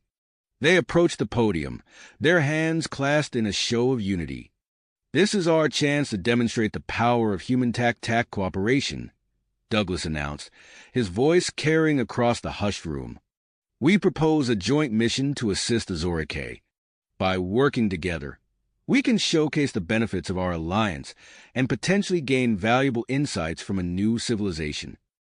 Ivy stepped forward, her unique biology allowing her to project a sense of calm throughout the room. "Our combined knowledge and resources give us the best chance of helping the Zorike while ensuring the safety of Earth and its people," she added. Their proposal sparked intense discussions, but ultimately, the logic of their argument won through. As plans for the joint mission took shape, Dr. Alexei Volkov burst into the room, his eyes wild with excitement. "Mr. Chun, I have incredible news," he exclaimed, holding up a data pad. "My research into your physiological changes has yielded a breakthrough. I've developed a prototype treatment that could potentially grant humans some of your adaptive abilities." The room fell silent as the implications of Volkov's announcement sank in. The possibility of enhancing human biology with tac-tac traits on a wider scale could revolutionize humanity's place in the galaxy. Ambassador Zandiare, ever observant, saw an opportunity to strengthen tac-tac influence. She stepped forward, her voice smooth and persuasive. We would be honored to offer our advanced medical technology to assist in refining Dr. Volkov's treatment, she said. This could be the next step in bringing our species closer together.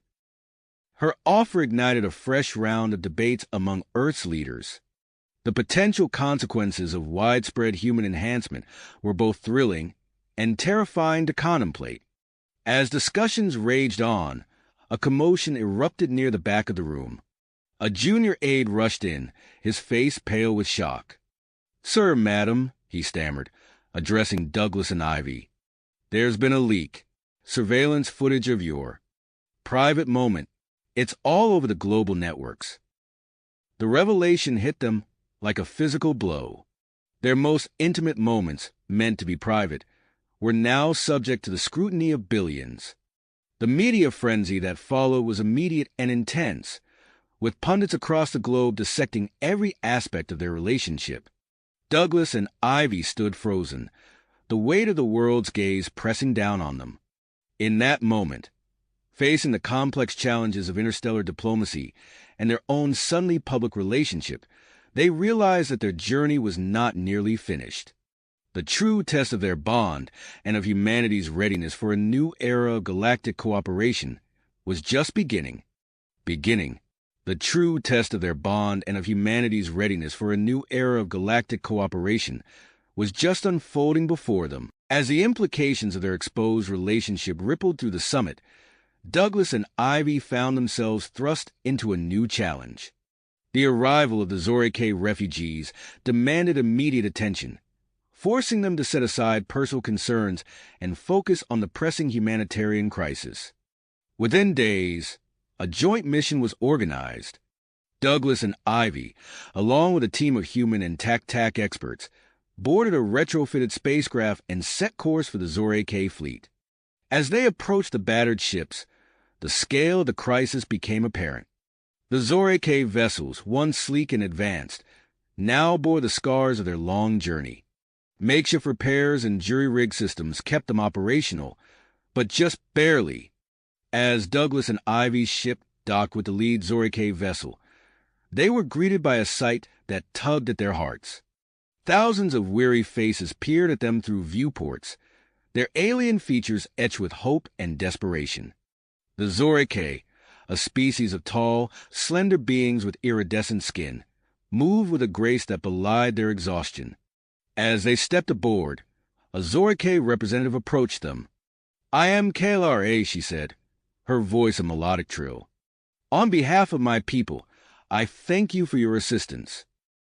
Douglas nodded, his enhanced senses taking in every detail of their surroundings. "We're here to help," he said. "Can you tell us more about what happened to your homeworld?" KLRA's luminescent eyes dimmed slightly. "Our scientists were experimenting with gravitational manipulation," she explained. "The project was meant to revolutionize our energy production, but something went wrong. The planetary core became unstable, forcing us to flee." As Ivy coordinated the distribution of supplies and medical aid, Douglas contacted Earth. "Dr. Nakamura, Zara," he said, his voice urgent. "We need your expertise. The Zorike situation might be reversible with the right application of the ocean-based travel device." Over the next few days, Douglas and Ivy worked tirelessly.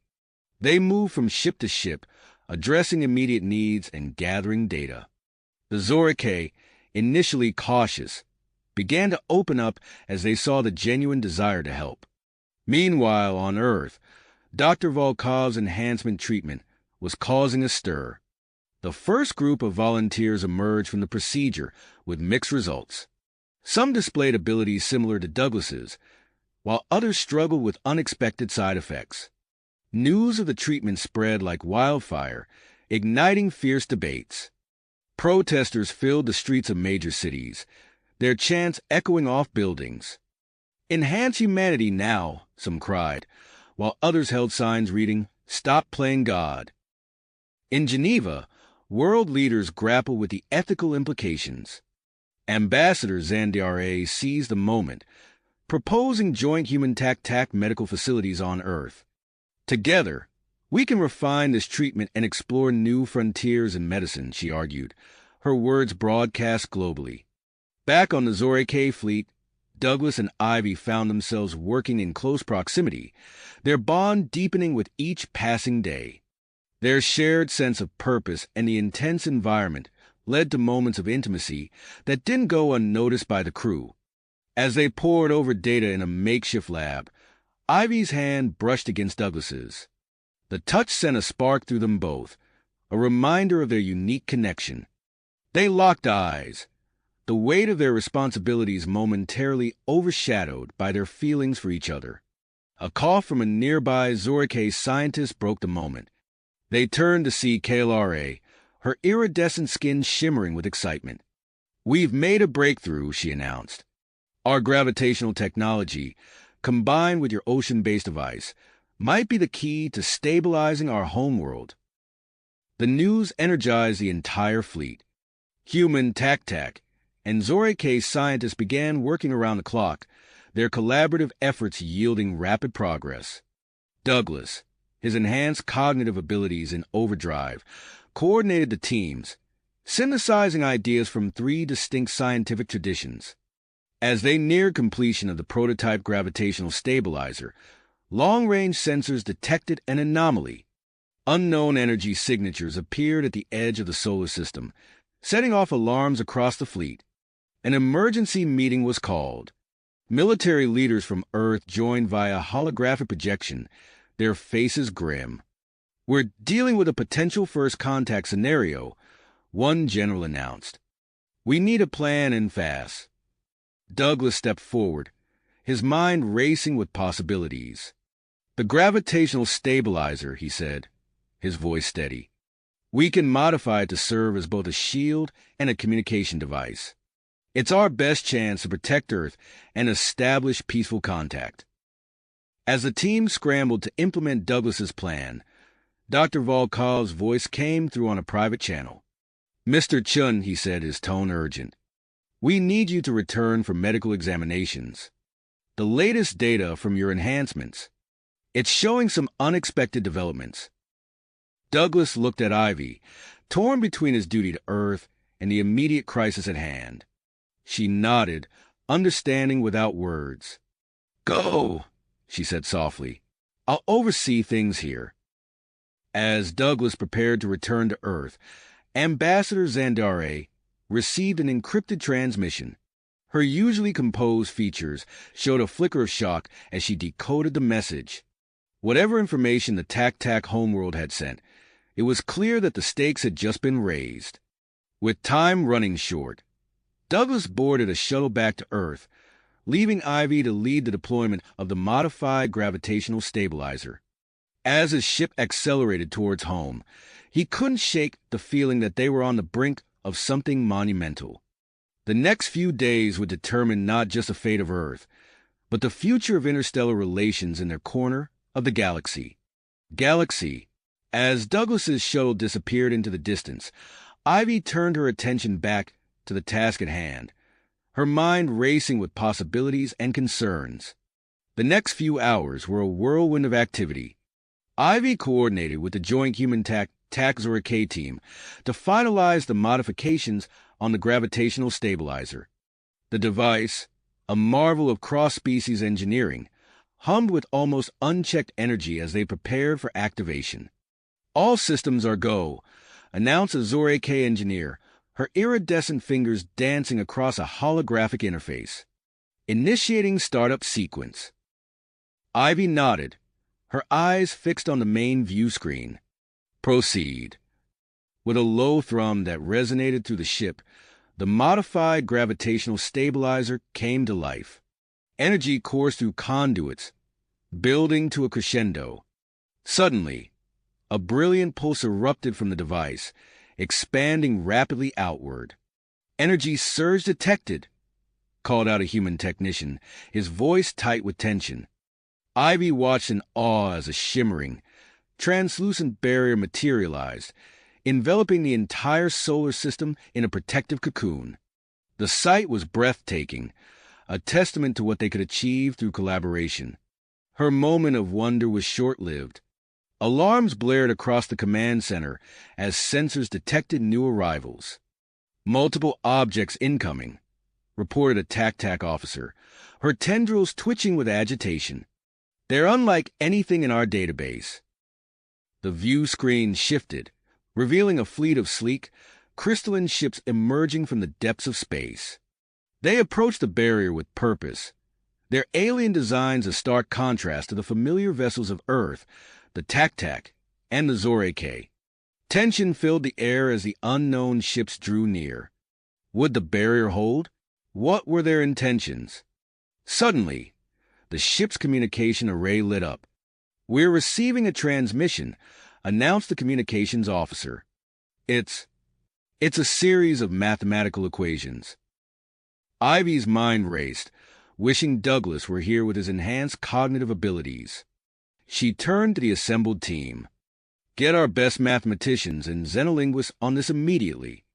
We need to decipher their message." As the team worked feverishly to unravel the alien equations, Ivy received an urgent communication from Earth. Dr. Volkov's face appeared on a secondary screen, his expression a mix of excitement and concern. "Ms. Chun," he began, "we've made a startling discovery regarding the enhancement treatment. The volunteers are showing signs of a developing collective consciousness. They're able to share thoughts and experiences across vast distances." Ivy's eyes widened at the implications. "How is that possible?" "We're still studying the phenomenon," Volkov replied. "But it seems the enhancements have unlocked latent telepathic abilities in the human brain. The ethical implications are significant." Before Ivy could respond, Ambassador Zandiare approached, her usual composure slightly shaken. "I've received classified information from the TAC homeworld," she said in a low voice. "We've encountered this species before." Ivy turned to her, surprise evident on her face. "What can you tell me?" "They're called the Lumina," Zandiare explained. "An highly advanced race of energy beings capable of manipulating matter and energy at fundamental levels. Our previous encounter was brief, but enlightening." As Zandiare shared the crucial insights with the first contact team, the Lumina ships maintained their position at the edge of the barrier. Their crystalline structures seemed to pulse with an inner light, a silent testament to their advanced nature. Hours passed as the team worked to establish a stable communication channel. Using the gravitational stabilizer as a conduit, they finally managed to create a link with the Lumina fleet. A melodious voice, unlike anything Ivy had ever heard, filled the command center. "Greetings, allied species of the solar system. We are the Lumina, and we come seeking knowledge and exchange." Ivy stepped forward, her voice steady despite the gravity of the moment. "On behalf of humanity, the TAC and the Zoreke, we welcome you. We're open to peaceful exchange of knowledge." The Lumina's response was immediate and intriguing. "We have observed your unique alliance with great interest. It is unprecedented in our explorations. We offer to share our advanced technology in exchange for the opportunity to study your cooperation." A ripple of excitement passed through the command center, but it was quickly tempered by the Lumina's next words. "However, we have one condition," the alien voice continued. "We request genetic samples from all 3 species to conduct our own experiments. This will allow us to better understand the biological basis of your alliance." Silence fell over the room as the implications of this request sank in. Ivy glanced at Zandiare and Kalare, seeing her own conflicting emotions mirrored in their expressions. The potential for advancement was immense, but the risks. "We appreciate your offer," Ivy replied carefully. "However, this is a decision that will require careful consideration and discussion among our respective leadership." As she spoke, Ivy couldn't help but think of Douglas, knowing that their unique hybrid physiology would be of particular interest to the Lumina. The weight of the moment pressed down on her, the future of interstellar relations hanging in the balance. With the Lumina waiting for a response and Earth's leaders clamoring for information, Ivy knew that the coming days would be crucial. The decisions made here would shape the course of history for all species involved. She took a deep breath, steeling herself for the challenges ahead. "Let's establish a secure link with Earth's leaders," she instructed her team. "We have a lot to discuss." As the communication channels hummed to life, Ivy cast one last glance at the Lumina fleet shimmering beyond the barrier. Whatever came next, she knew that the universe had become a much larger, more complex place than any of them had ever imagined. As the communication channels hummed to life, connecting Earth's leaders to the joint fleet, Ivy's attention was suddenly drawn to an urgent message from Douglas. His face appeared on a secondary screen, his expression a mix of tenacity and concern. "Ivy, we've made a critical discovery," Douglas said, his words coming in rapid succession. "The enhancement treatment has unlocked more than we thought. We're not just sharing thoughts. We're developing a collective consciousness that spans vast distances." Ivy's eyes widened, her mind racing with the implications. "That's incredible, Douglas. But how does this affect our current situation?"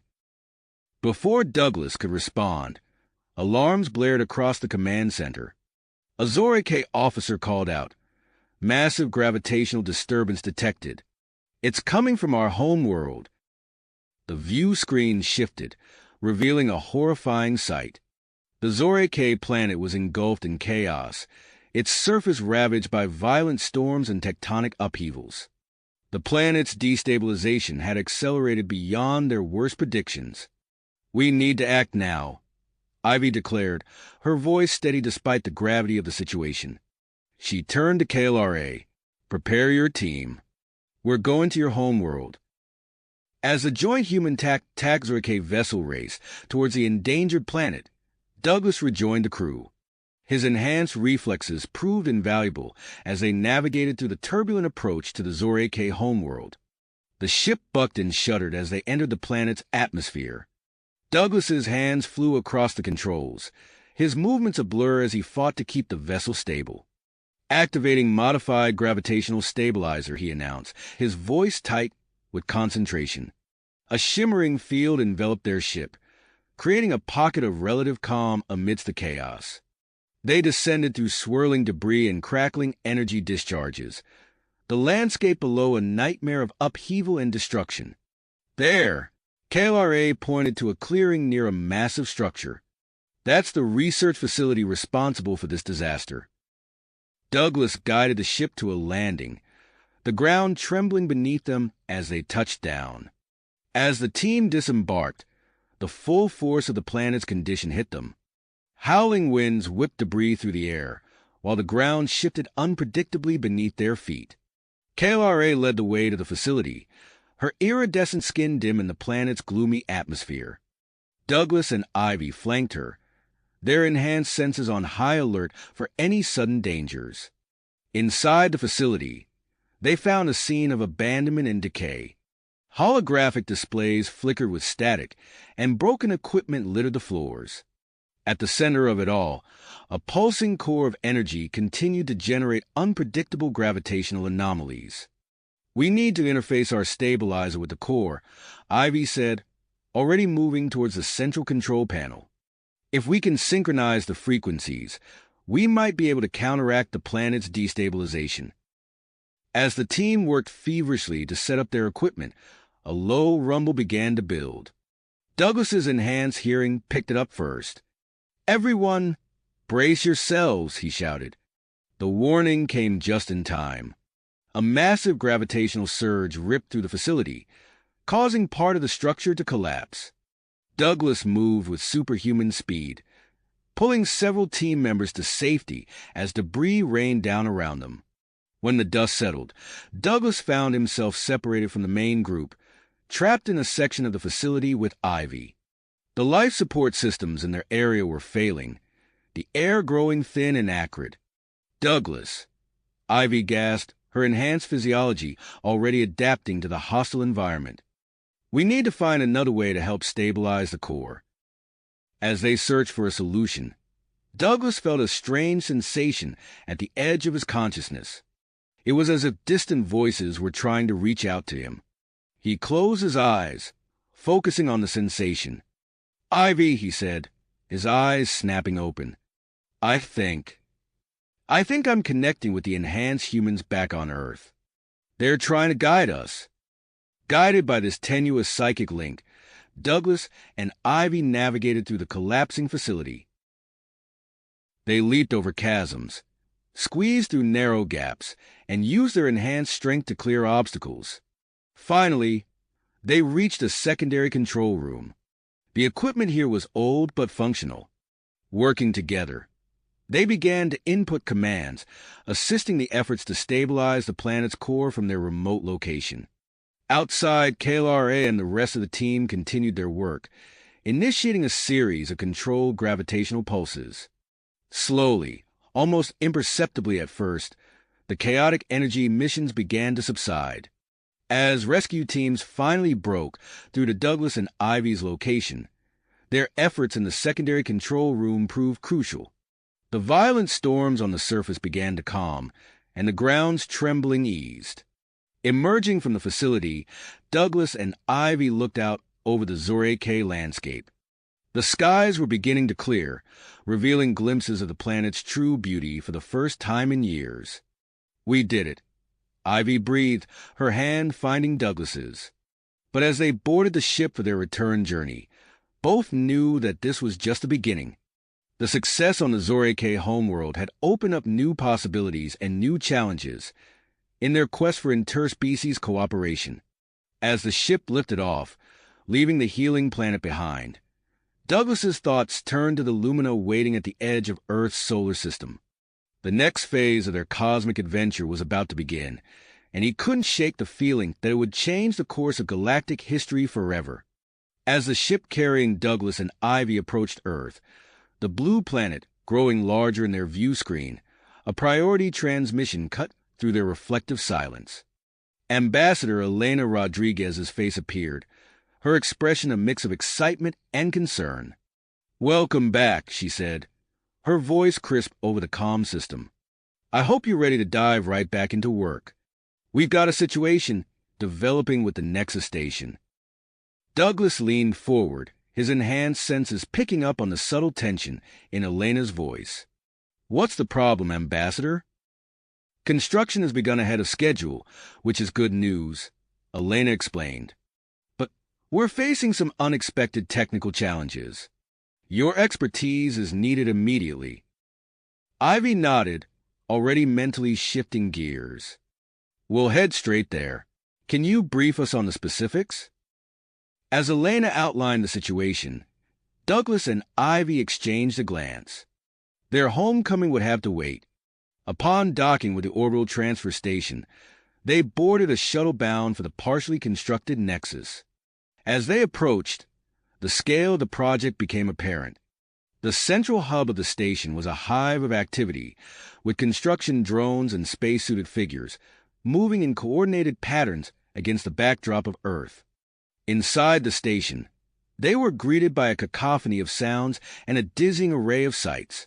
Human engineers worked alongside towering Zoré-K and the graceful Tak-Tak, their diverse forms a testament to the unprecedented nature of this collaboration.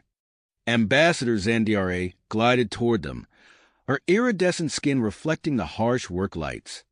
"Douglas, Ivy, thank you for coming so quickly. We've hit a snag with the integration of our energy systems."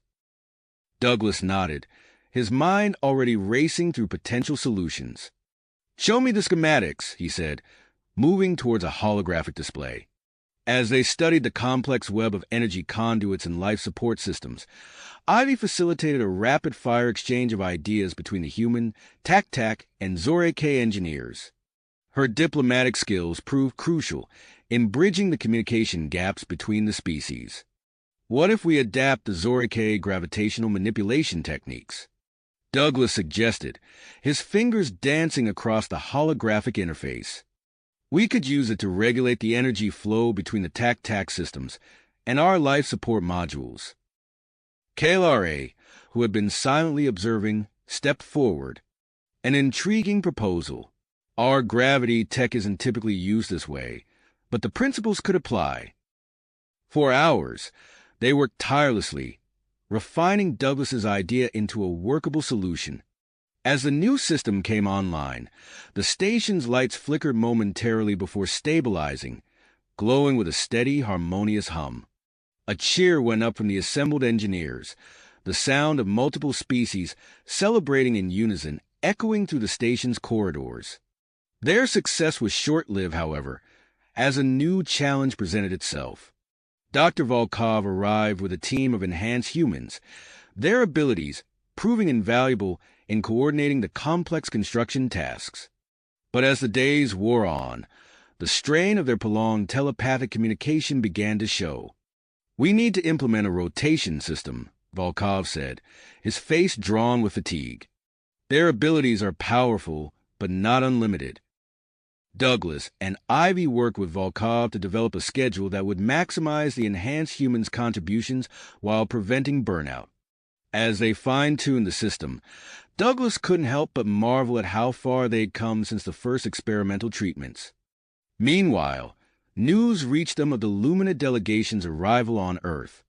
The reports described beings of pure energy, their translucent forms causing a mixture of awe and unease among the population.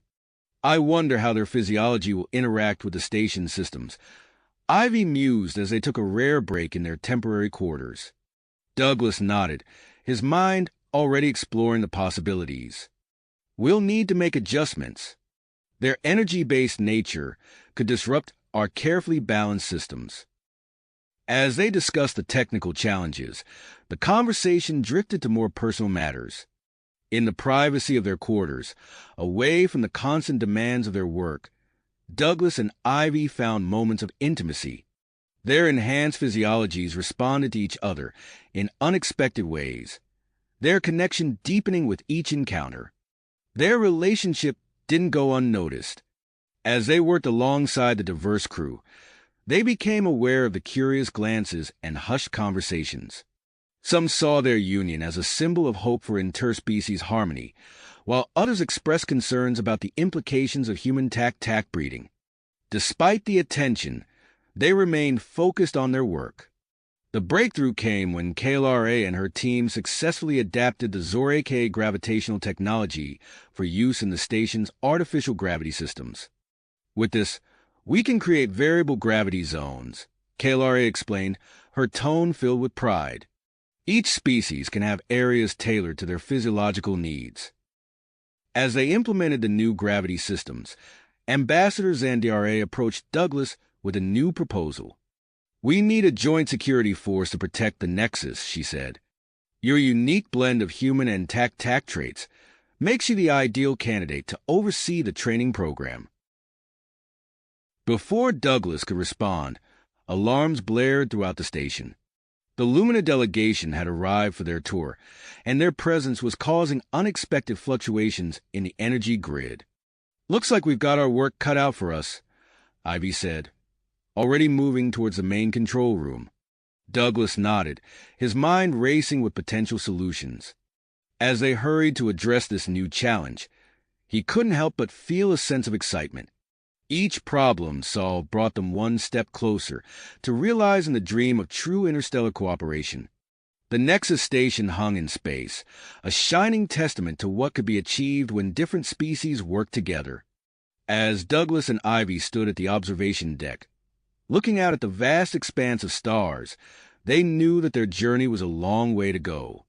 The challenges of integrating the Lumina, training the Joint Security Force, and completing the station's construction still lay ahead. But for now, they allowed themselves a moment to appreciate how far they'd come. The station's lights reflected off the Earth's surface below, a beacon of hope for a new era of galactic diplomacy and scientific discovery. As Douglas and Ivy gazed out at the stars, Their moment of reflection was interrupted by a priority alert on their communication devices. They exchanged a quick glance before hurrying to the station's command center. Ambassador Elena Rodriguez greeted them with a nod. "We're entering the final phase of preparations for the Nexus inauguration," she said, her voice tinged with urgency. "I need you both to oversee the security arrangements." Douglas accessed the holographic display, his enhanced cognitive abilities allowing him to quickly process the complex security schematics. "We'll start with a thorough check of all defense systems," he said, his fingers dancing across the interface. Ivy nodded, already coordinating with the various engineering teams. "I'll focus on integrating the Zorek gravitational shields with the TAC-TAC energy barriers," she said, her voice crisp and professional. As they worked, Douglas noticed an anomaly in the communication array. He zoomed in on the sector, his brow furrowing. "Ivy, take a look at this," he called out. "There's a potential vulnerability in the comm system." Ivy joined him, her eyes narrowing as she analyzed the data. "Good catch," she said. "This could be exploited by external threats if left unchecked." Douglas's mind raced, combining human encryption techniques with TAC-TAC quantum entanglement principles. I think I have an idea," he said, quickly outlining his plan to reinforce the communication system. Ivy listened intently, her diplomatic skills proving invaluable as she began coordinating with the station's diverse engineering teams to implement the upgrades. "We'll need to ensure seamless integration with the existing infrastructure," she added, her fingers flying over her datapad. As they worked tirelessly to secure the station, news reached them of a breakthrough on Earth. Dr. Volkov's face appeared on a nearby screen, his eyes bright with excitement. "We've done it," he announced. "We've found a way to stabilize the enhanced individual's genetic structure." Douglas and Ivy paused in their work, the implications of this discovery sinking in. "That's incredible," Ivy breathed. "This could change everything." Before they could fully process the news, alarms blared throughout the station. Ambassador Zandere's voice came over the intercom, tense and urgent. "We have a situation. A group of TAC-TAC conservatives are attempting to sabotage the life support systems." Douglas sprang into action, his enhanced reflexes allowing him to move with superhuman speed. "I'm on it," he said, already racing towards the affected sector. "Ivy, coordinate with the security teams." As Douglas navigated the station's corridors, he encountered members of the joint security force he had trained. They moved with precision and coordination, their diverse abilities complementing each other perfectly. Together, they cornered the saboteurs in a maintenance bay. Douglas used his enhanced strength to subdue the leader, while the others quickly neutralized the remaining threats. The entire incident was over in minutes, showcasing the effectiveness of their interspecies cooperation. In the aftermath, Douglas and Ivy found themselves working closely with KLRA to develop a new security protocol. The Zorek scientists' gravitational expertise proved invaluable as they integrated elements from all four species' technologies. Late one night, as they pored over schematics in their shared quarters, Ivy looked up at Douglas, her eyes shining with a mix of exhaustion and excitement. "We're really doing it," she said softly. "We're creating something truly unprecedented." Douglas nodded, reaching out to take her hand. The physical contact sent a jolt of electricity through them both, their enhanced physiologies responding in unexpected ways. Without a word, they moved closer, their lips meeting in a passionate kiss. As their relationship deepened, they became aware of the attention it was attracting. Dr. Volkov approached them one day, his expression a mix of scientific curiosity and concern. "Your relationship presents a unique opportunity for study," he said. "Would you be willing to participate in a research project on interspecies compatibility?" Douglas and Ivy exchanged a glance, silently communicating their thoughts. After a moment, Ivy nodded. "We understand the importance of advancing cross-species understanding," she said. "We'll do it." As the inauguration day approached, the station buzzed with activity. Dignitaries from Earth, the Tak-Tak homeworld, and the recovering Zoreke planet arrived in a steady stream. The Lumina representatives prepared a spectacular energy display, their translucent forms moving with grace and purpose. On the eve of the ceremony, a massive solar flare threatened to disrupt the proceedings. Douglas and Ivy rushed to the control room, working frantically to reinforce the station's shields. The recent upgrades held firm against the intense radiation, but the close call highlighted the need for improved early warning systems. As the inauguration day dawned, Douglas and Ivy stood at the forefront of the assembled crowd. They exchanged a look of quiet pride, knowing that their unique bond had played a crucial role in bringing this moment to fruition. As they prepared to address the gathered delegates, Douglas felt a surge of anticipation. He knew that their words and actions in the coming moments would help shape the future of interstellar relations. With a deep breath, he stepped forward, ready to face whatever challenges lay ahead in this new era of galactic cooperation. Diplomacy he was about to take part in shaping.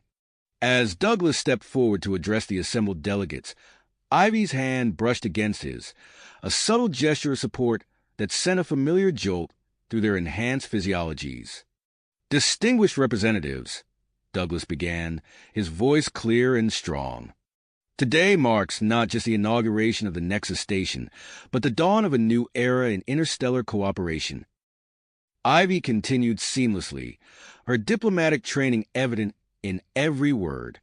"Through our combined efforts, we have created a beacon of hope and a testament to what we can achieve when we work together." Their speech, carefully crafted to resonate with all species present, was met with enthusiastic applause. The Tak-Tak delegates clicked their mandibles in approval, while the Zoreke's bioluminescent patterns pulsed with excitement. Even the Lumina representatives, their energy forms shimmering, seemed to glow brighter in response. As the ceremony concluded, Douglas and Ivy found themselves at the center of a whirlwind of activity. Dr. Volkov approached them, his eyes alight with scientific curiosity. "We're ready to begin the comprehensive study on enhanced human physiology," he said, gesturing to a team of researchers behind him. "Your participation will be invaluable." Douglas nodded, suddenly aware of the weight of responsibility on his shoulders. "Of course, Doctor. We're at your disposal." In the following days, the Nexus Station buzzed with activity. Douglas and Ivy split their time between Dr. Volkov's research project and overseeing the station's security protocols. They worked tirelessly to integrate the various systems, their unique blend of skills proving crucial in resolving conflicts between different technologies. During a routine maintenance check of the station's outer hull, Douglas's enhanced vision caught something unusual.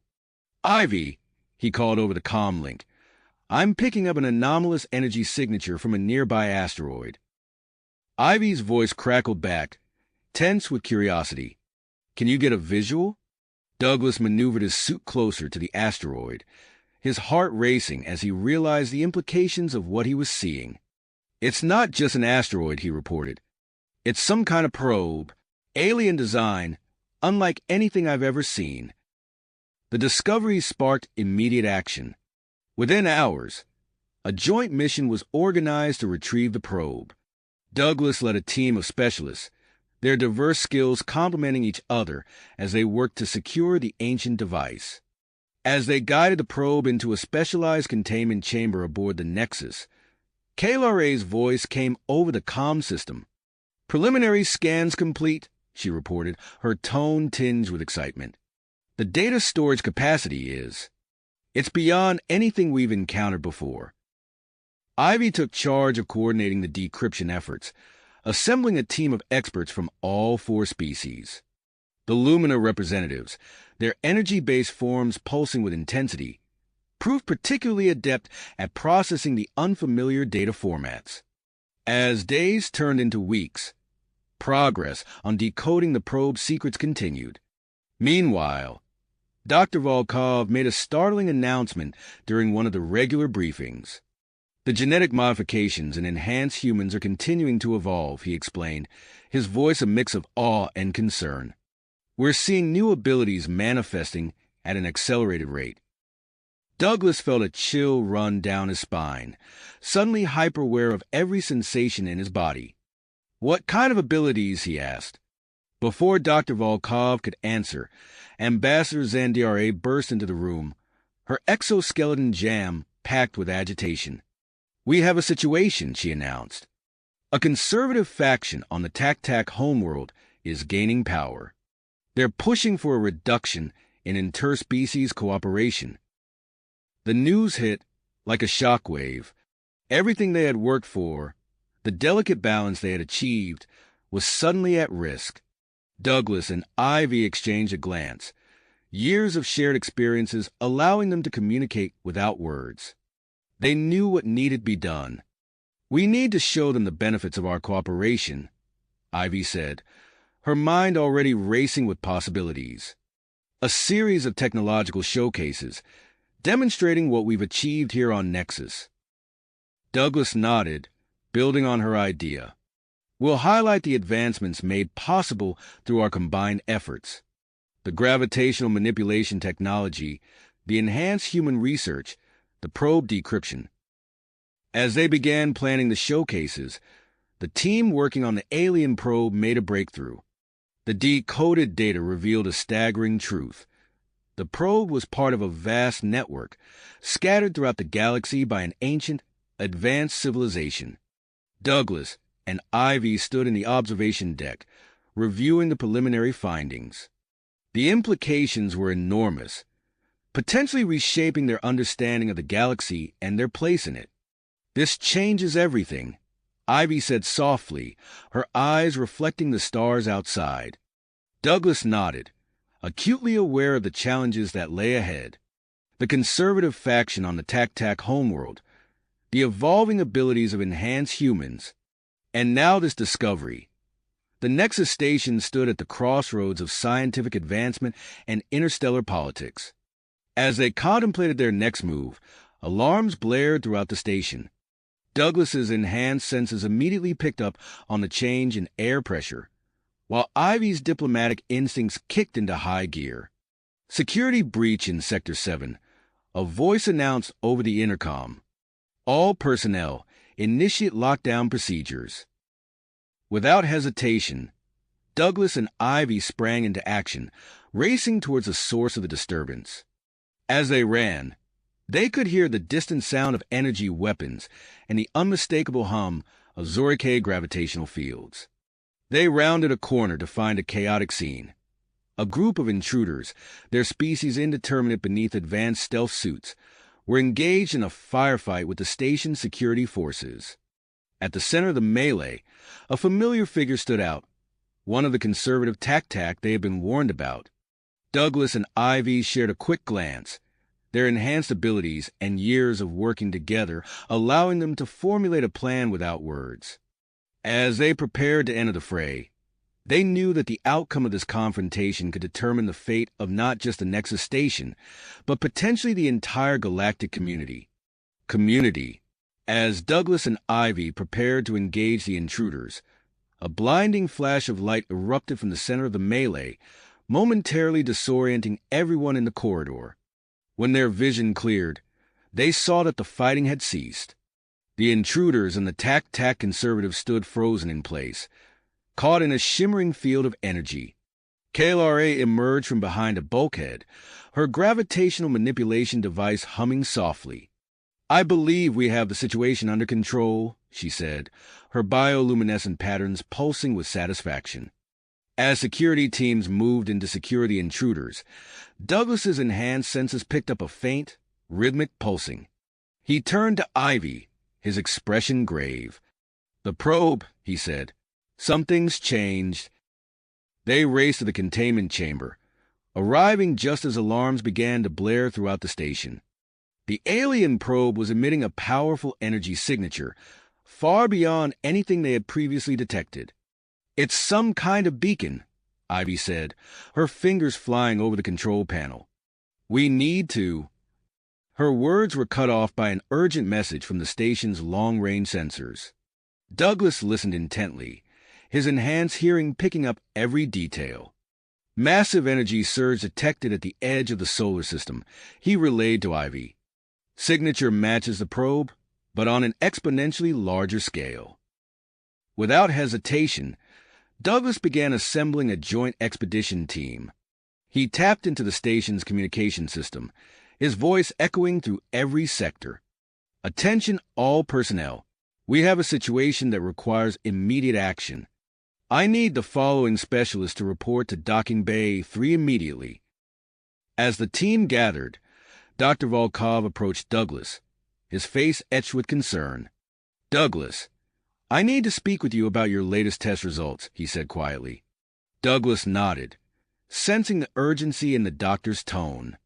Walk with me, he said, leading Volkov towards the ship preparation area. As they walked, Volkov explained the alarming acceleration in Douglas's physiological changes. The rate of evolution in your enhanced abilities is unprecedented, he said. We're seeing changes that we hadn't anticipated for years, perhaps decades. Douglas absorbed the information, feeling a mix of excitement and apprehension. What are the implications, Doctor? Volkov's expression was grim. Frankly, we don't know. The potential for new abilities is immense, but so are the risks. Your genetic structure is becoming increasingly unstable. Despite the doctor's warnings, Douglas knew he couldn't stay behind. I understand the risks, Doctor, he said firmly. But my presence on this mission is crucial. We'll deal with any complications as they arise. As the expedition team made final preparations, Ivy approached Douglas, her eyes searching his face. What did Volkov say? She asked softly. Douglas took her hand, feeling the familiar electric connection between them. Nothing we can't handle, he said, giving her a reassuring smile. Are you ready for this? Ivy nodded, her expression determined. Always. The specially modified ship detached from the Nexus station, its engines humming with power as it accelerated towards the source of the energy surge. The diverse team of specialists worked in perfect harmony, their combined expertise allowing them to navigate the challenges of deep space travel with unprecedented efficiency.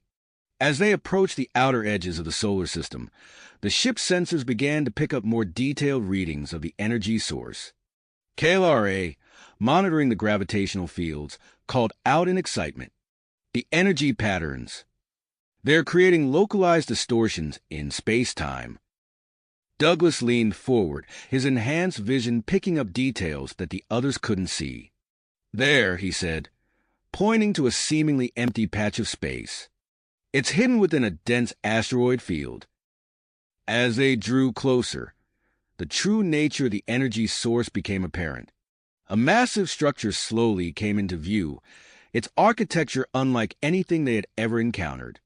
It dwarfed their ship, stretching out in all directions like a vast, geometric web. It's a space station, Ivy breathed, her voice filled with awe. Ancient, by the look of it. Douglas nodded, his mind racing with the implications. And still operational after all this time, he added, noting the pulses of energy emanating from various points on the structure. As they carefully maneuvered through the asteroid field, Douglas spotted an opening large enough for their ship to enter. There, he said, pointing it out to the pilot. That looks like a docking port. The ship eased into the ancient station, the docking procedure surprisingly smooth given the vast differences in technology. As the airlock cycled, Douglas turned to the assembled team. We don't know what we'll find in there, he said, his voice steady and determined. Stay alert, stay together, and remember your training. KLRA, ZYXL, you're with me and Ivy. The rest of you, secure the ship and be ready for anything. As the airlock door slid open, Douglas and Ivy took point, their enhanced senses on high alert. The corridors of the ancient station stretched out before them, dimly lit by a soft, pulsing glow that seemed to emanate from the walls themselves. They had only taken a few steps when a series of lights flickered to life along the floor, creating a path deeper into the station. Douglas and Ivy exchanged a glance, both recognizing the implications. "It's reacting to our presence," Ivy said softly. Douglas nodded, his muscles tensing as he prepared for whatever might come next. "Let's find out why," he said, leading the team forward into the unknown depths of the ancient station. As they ventured deeper, the team encountered a series of automated defense systems. Douglas and Ivy worked in perfect sync, their combined knowledge of tac-tac and human technology allowing them to quickly disable each obstacle. Finally, they reached what appeared to be the central chamber of the station. A massive computer core dominated the room, its surfaces covered in intricate patterns that pulsed with energy. As Douglas approached the core, intent on finding a way to interface with it, he felt a sudden surge of energy course through his body.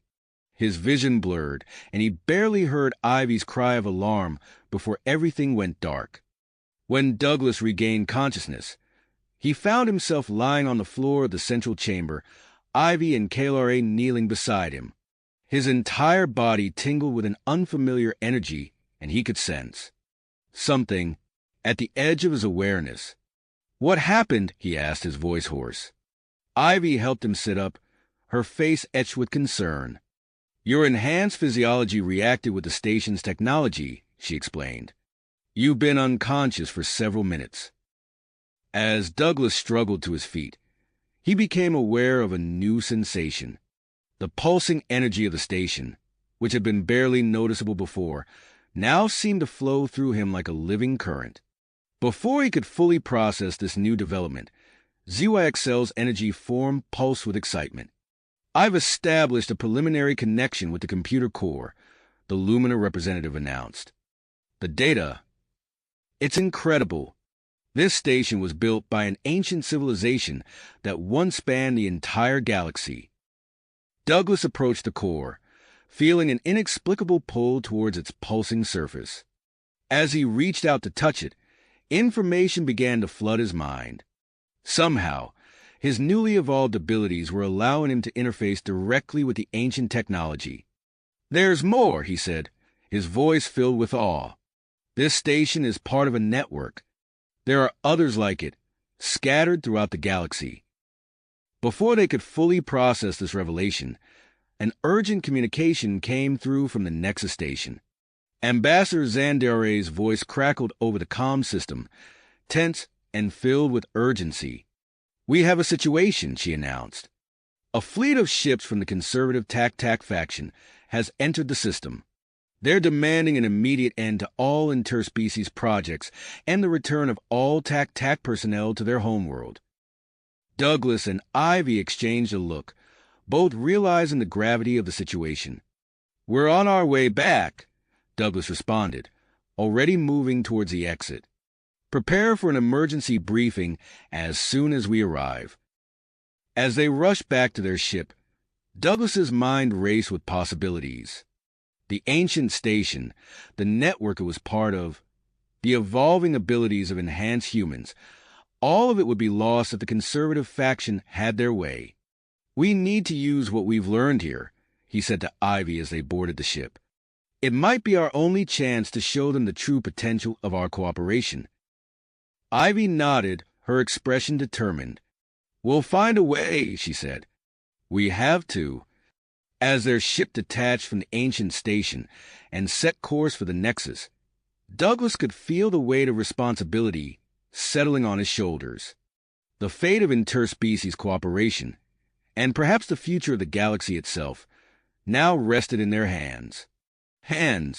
The future of galactic diplomacy hung in the balance as their ship raced back towards the Nexus station. As they approached, the massive form of the tac-tac fleet came into view. Dozens of sleek, angular vessels hung in space, their weapon systems primed and ready. Douglas felt a pang of anxiety as he realized the enormity of the task before them. "Ivy, we need to act fast," he said, turning to his partner.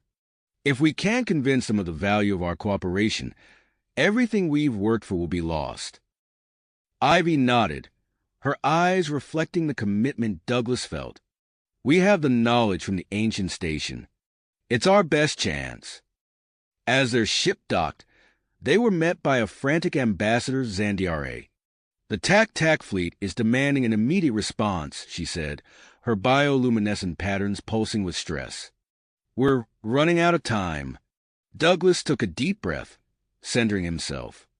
We have a plan, he said, but we'll need access to the station's main communication array. As they rushed through the corridors, Dr. Volkov fell into step beside them. Douglas, your condition dash. Not now, Doctor. Douglas cut him off. We have more pressing concerns. They reached the control room, where a team of technicians was already working feverishly. Douglas stepped up to the main console, feeling the familiar tingle of energy coursing through his body. Ivy, I need you to help me interface with the system, he said. We're going to use what we learned from the ancient station to create a broadcast like nothing they've ever seen. As Ivy placed her hands on the console beside him, Douglas closed his eyes and reached out with his mind. He felt the station systems respond, the energy flowing through him like a conduit. The ancient knowledge merged with the Nexus technology, creating something entirely new. Suddenly, a brilliant burst of energy erupted from the station. A massive holographic display materialized in space, visible to both the Tac-Tac fleet and observers on Earth. The image was crisp, vibrant, and impossibly large. The hologram began to tell a story, the history of the ancient civilization they had discovered. It showed initial conflicts between different species, misunderstandings, and fear leading to violence. But then, it displayed the moment of change, the first tentative steps towards cooperation. As the story unfolded, the approaching Tac-Tac fleet slowed its advance. The images showed the incredible advancements made possible by interspecies collaboration, technologies beyond anything currently known, cultural exchanges that enriched all involved, and a golden age of exploration and discovery. Douglas poured everything he had into the broadcast, his evolving abilities allowing him to manipulate the display with unprecedented detail and emotion. But the strain was immense. He felt a searing pain lance through his body, his unstable physiology reaching a critical point. With a gasp, Douglas collapsed to the floor. Ivy cried out, breaking her connection with the console to rush to his side. She cradled his head as Dr. Volkov and his team swarmed around him. His genetic structure is destabilizing, Volkov shouted, his medical scanner beeping urgently. We need to dash. But Ivy wasn't listening, acting on instinct. She placed her hands on Douglas's chest and closed her eyes. She felt her own adaptive abilities kick in, forming a unique biophysical connection between them. Energy flowed between their bodies, creating a symbiotic link. As their energies merged, Ivy felt her consciousness expand. Suddenly, she and Douglas were connected not just to each other, but to the ancient station's AI. A flood of knowledge poured into their shared mind, secrets of genetics and physiology that had been lost for millennia. Guided by this newfound information, Ivy called out to Dr. Volkov and the Lumina representatives. The station's energy, she gasped, her voice strained. We need to channel it through us. Without hesitation, the team sprang into action. The Lumina used their energy manipulation abilities to direct the station's power, while Dr. Volkov monitored the process with his advanced medical equipment.